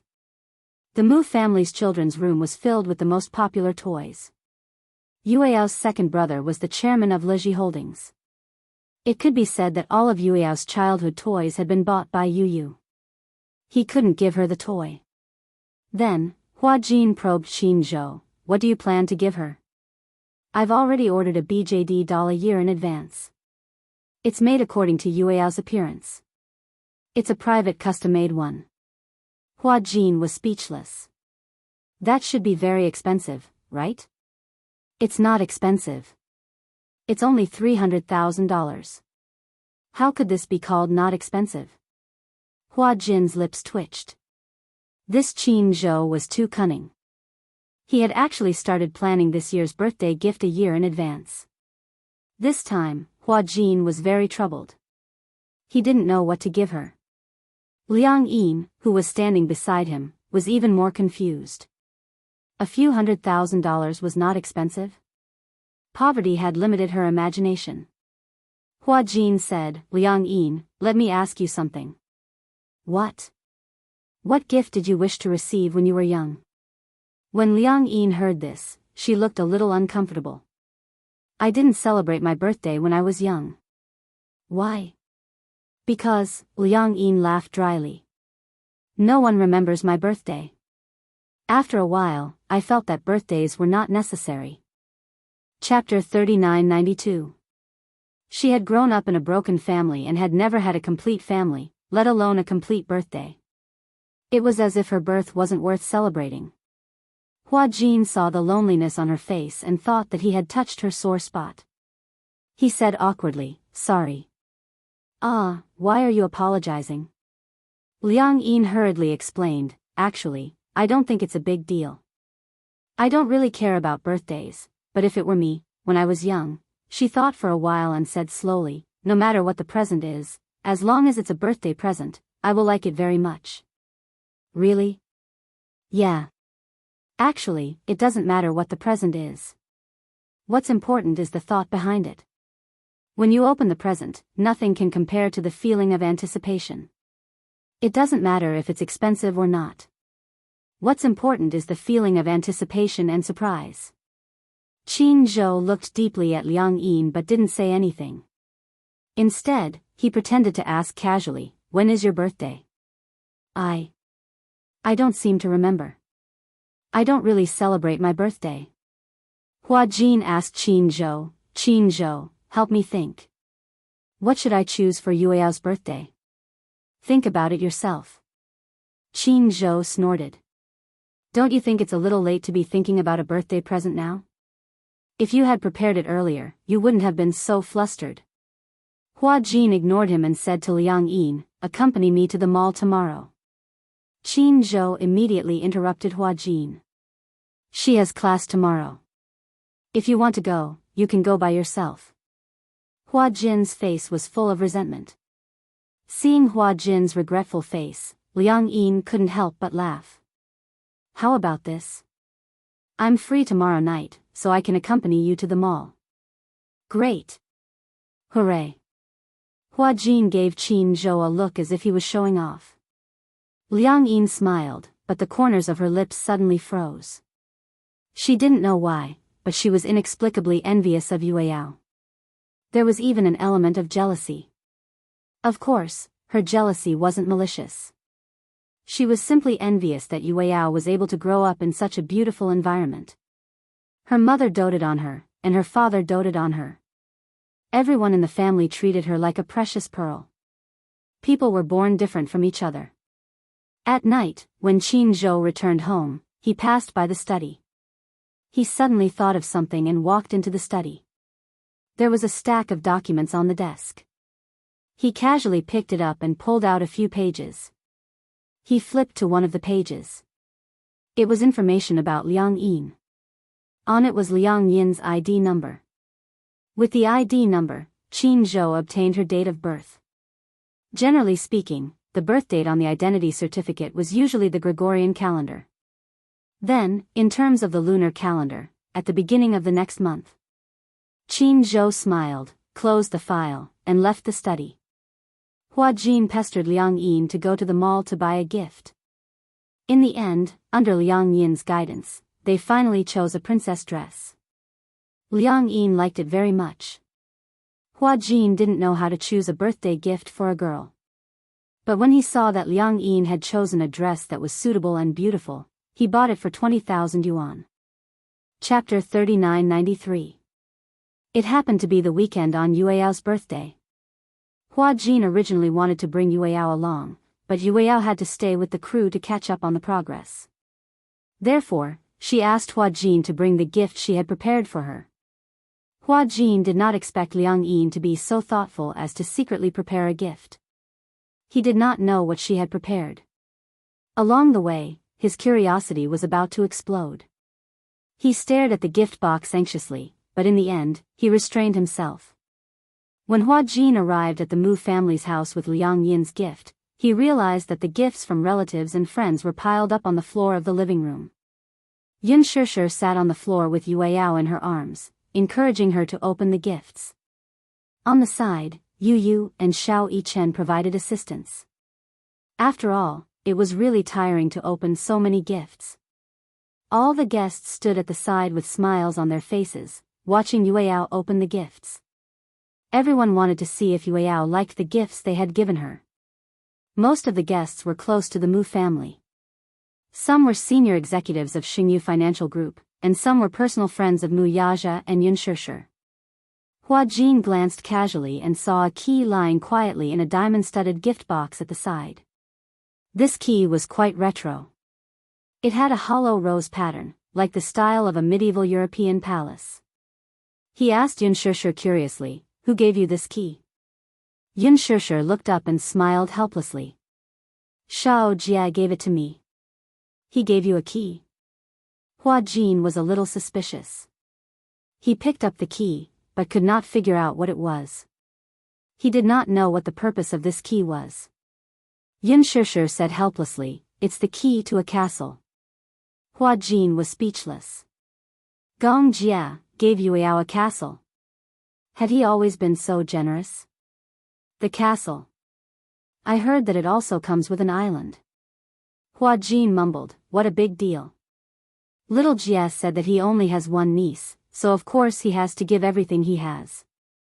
However, I also joked that if he gave Yueyao a castle and an island every year for her birthday, he would probably go bankrupt before Yueyao reached adulthood. Yu looked up and revealed a sinister smile on her exquisite face. When it's my birthday, he'll give me a castle too. That'll be interesting. As far as he knew, Gong Jia owned 4 castles, 6 islands, and 3 private jets. Xiao Yichen had always been thinking about the super luxury yacht under Gong Jia's name. He planned to ask him for it on his birthday. Hua Jin carefully put the key, which was worth tens of millions of dollars, aside and rubbed his hands.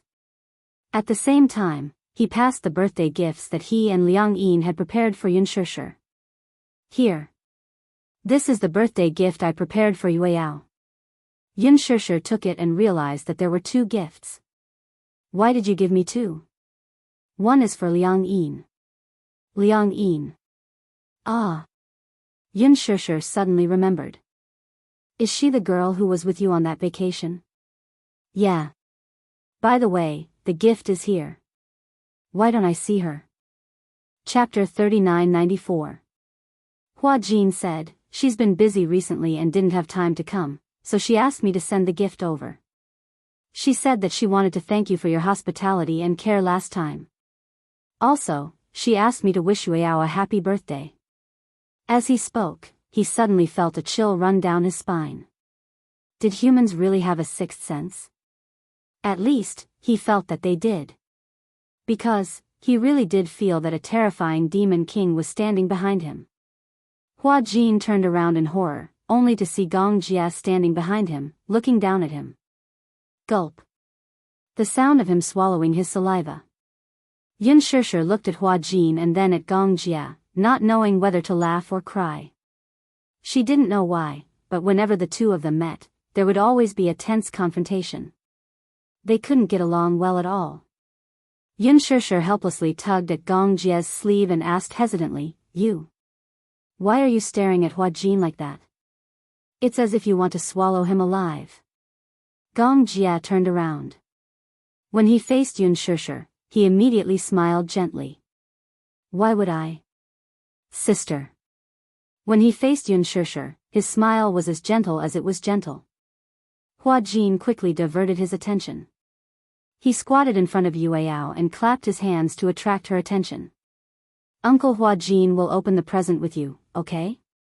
Yueyao shook her head and said in a childish voice, I can't open it anymore. I want to play with this.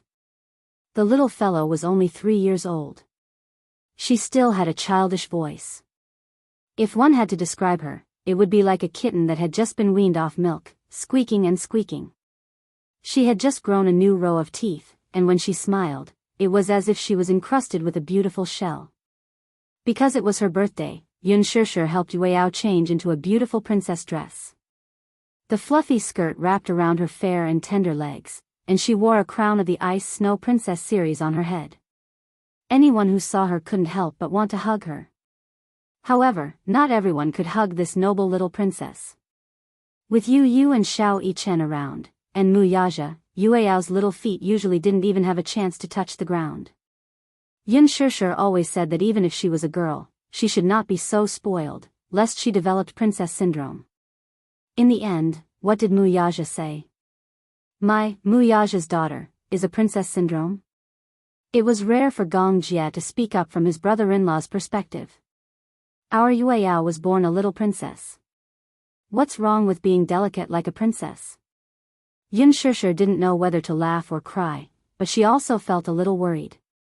With Mu Yaja and Gong Jia, the 2 of them doted on Yueyao so much. In addition, there were 2 older brothers. However, the most amusing thing was that Yun Shishir didn't really spoil Yueyao, but Yueyao was the closest to her. Mu Yaja was also very surprised. Once, he specially asked Yueyao about everyone's ranking in her heart. Yueyao's ranking was like this. Yun Shishir was the most senior. Then, in order, Mu Yaja, Yu, Gong Jia, Xiao Yichen, Hua Jin. Gong Jia felt especially wronged. He doted on Yueyao as much as Mu Yaja, so why was his ranking so low? Chapter 3995. Yun Shishir accompanied Yueyao the most. Even though she was a little strict with Yueyao at times and played the role of the bad cop the most, Yueyao was still the closest to her, which made many people jealous. Hua Jin immediately said, "Then uncle will take you to the yard to play, okay?" Yueyao immediately opened his little arms when he heard this. Many of the guests had brought their own children and they were all playing in the yard. Yueyao was tired of opening the gifts and gradually lost interest. Hence, he wanted to go to the yard to play. Hua Jin was about to carry him when Gong Jia squatted down and teased Yueyao, "Uncle will carry you, okay?" Yueyao looked at Hua Jin, then at Gong Jia. Suddenly, he threw himself into Hua Jin's arms. Gong Jia was speechless. He was completely stunned. Yueyao actually didn't choose him. Didn't they say that his ranking was higher than Hua Jin's? How did this little girl change her attitude so quickly? Yun Shishir laughed heartily. She leaned close to Gong Jia's ear and whispered, "Some time ago, Hua Jin bought Yueyao her favorite doll from the Frozen series." Gong Jia's face darkened even more. Weren't they just 2 dolls? What was so great about that? Hua Jin felt a sense of accomplishment when he saw Yueyao throwing herself at him. He felt comforted, but at the same time, he felt a little worried. As petty as Gong Jia, he wouldn't hold a grudge, right? Forget it. Anyway, he had always been at odds with Gong Jia. It wasn't a big deal to hold a grudge against him. Hua Jin carried Yueyao and walked into the yard. Yun Shishir had decorated the yard into a small garden. The flower bed was filled with Chinese roses, a swing, a seesaw, and a musical fountain. The yard was very big. Because it was a garden villa, the yard alone occupied more than 1,000 square meters. The children were playing hide and seek. Yueyao also wanted to join in. However, Hua Jin was afraid of playing hide and seek. It was inevitable that he would have to hide and walk. If he accidentally fell and left a faint scar on the little princess's flawless body, Mu Yaja and Gong Jia would definitely have the urge to chop him up. Hence, he was easy to coax. Fortunately, Yueyao was easy to coax. And let her obediently sit on the swing, and let Hua gently push her from behind. Standing at the balcony entrance, Yun Shishir looked on with gratification. Turning her head, she saw Gong Jia staring at the swing, too. Her lips curled into a smile. "Have you been busy recently? I went back to the Gong residence a while ago." Gong Jia paused for a moment before replying nonchalantly, "He wants to meet you." The smile on Yun Shishir's lips froze when she heard that. Him?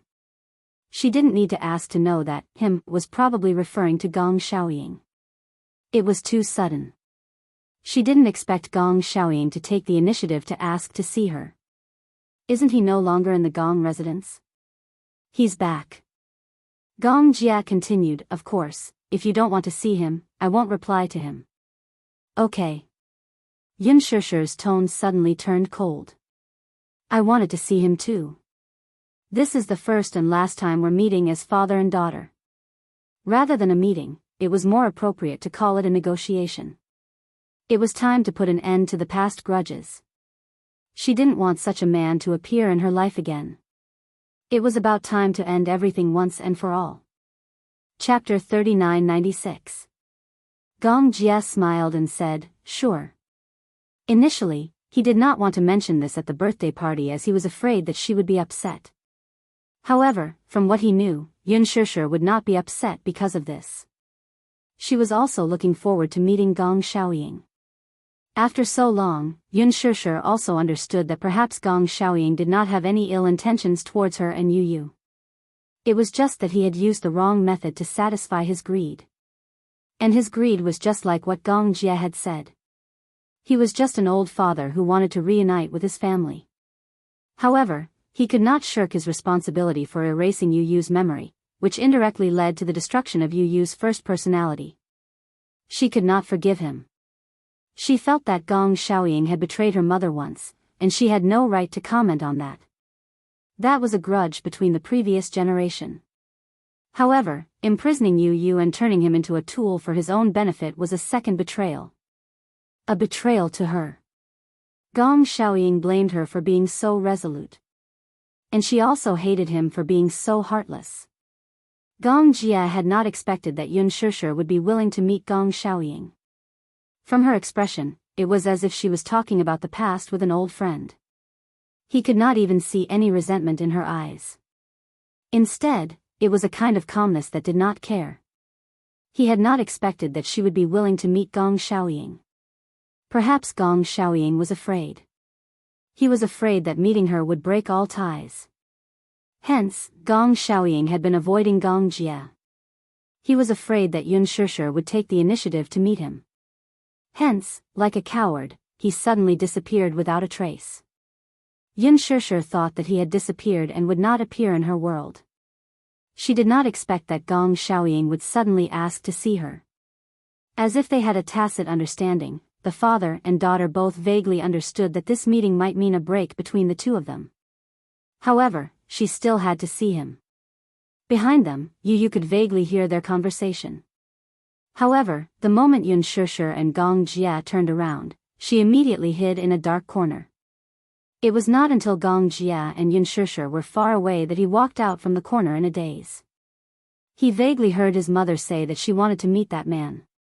He was a little worried. The day after the birthday party, Gong Xiaoying found out that Yun Shishir was willing to meet him, so he put aside all his work and asked Gong Jia to arrange a meeting between him and Yun Shishir. Not long after, Gong Xiaoying flew to the capital. They arranged to meet at a secluded villa of Gong Jia in the capital at 6:00 in the evening. Yun Shishir would show up as promised. For the entire night, Gong Xiaoying could not sleep peacefully. He repeatedly pondered in his heart about how he should tell his daughter that he had not seen her for so many years and how he missed her and felt guilty for her. He was not very good at saying sentimental things, but it was obvious that this might be the last chance for the two of them to meet again. The second time they met might be at his funeral. Thus, he wanted to seize the opportunity to organize what he wanted to say to the Fate Society. However, the more he thought about it, the more confused his thoughts became. In the morning, Gong Jia called to say that he would be accompanying Yueyao in the evening, so the meeting time was set at noon. After lunch, she would come. Gong Xiaoying acted as if he was facing a formidable enemy. He deliberately styled his hair and changed into a formal suit, looking especially formal. Chapter 3997. Yun Shishir was very punctual.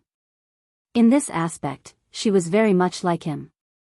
At 1:00 in the afternoon, Yun Shishir and Gong Jia arrived on time. Gong Xiaoying was sitting in the living room. His assistant received the news and rushed to the door.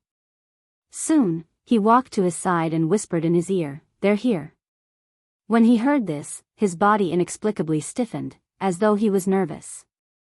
Gong Xiaoying straightened his back and looked up. He saw Yun Shishir's slightly slender figure appear at the door. Gong Jia came with her, but he did not enter. Instead, he stood at the door, gave her a few instructions, and turned to leave. Gong Xiaoying also gave his assistant a look. "You may leave." "Yes." The assistant immediately left respectfully. Yun Shishir slowly walked through the door. Behind her, the door slowly closed. She walked to the sofa opposite Gong Xiaoying. First, she looked at him calmly. Then, she closed her legs and slowly sat down. Gong Xiaoying did not try to hide his gaze as it landed directly on her body. The first thing that came to his mind was that Mu Qingqing had actually given birth to such a beautiful daughter for him. She had a delicate and beautiful face, and her black hair was soft and smooth. There was no extra embellishment, but it was already charming enough. She was wearing a simple dress and a knitted jacket. It was simple, but it gave people a feeling of a cool breeze. Yun Shishir was silent. Perhaps, she was waiting for him to speak first. Gong Xiaoying was also silent for a long time. Suddenly, he closed his eyes. As a father, he was the first to break the silence. "Thank you for coming to see me. I thought you didn't want to see me." When Yun Shishir heard this, there was not much expression on her face. Instead, she asked in return, "Why are you willing to see me? I thought you wanted to hide from me forever." "Indeed." Gong Xiaoying smiled self-deprecatingly. At first, I didn't dare to see you because I felt guilty and uneasy. I was afraid that you would make a decision with me. But, someone told me. He paused and inhaled a breath of cold air. Someone told me that if I kept hiding from you and refused to see you, I might not have the chance to see you again in this lifetime. With a sigh, Gong Xiaoying looked a little worried. I also think it's funny. Why are we father and daughter, but we're like enemies? I won't forgive you. Yun Shishir also spoke up, but her tone was firm. I hate you. Only these 3 words. Gong Xiaoying felt as if his heart was being pierced. In fact, he hadn't expected what she would say. The only thing he had expected was that she would say these 3 words, I hate you. Even though he had expected this, he still felt his heart ache when she casually uttered those 3 words. I know that you hate me. Gong Xiaoying pursed his lips helplessly. I also know that you're here to sever our relationship as father and daughter. I know all these. Yun Shishir heard this, but she looked down coldly. Gong Xiaoying clenched the cane in his hand. This time, he had let go of all his pride and all his hatred for the Mu family. He did not want to hate anyone, and he did not have the right to. Perhaps, he was a successful businessman. As a businessman, his achievements were eye-catching and unparalleled. But whether it was as a husband or a father, he was a failure.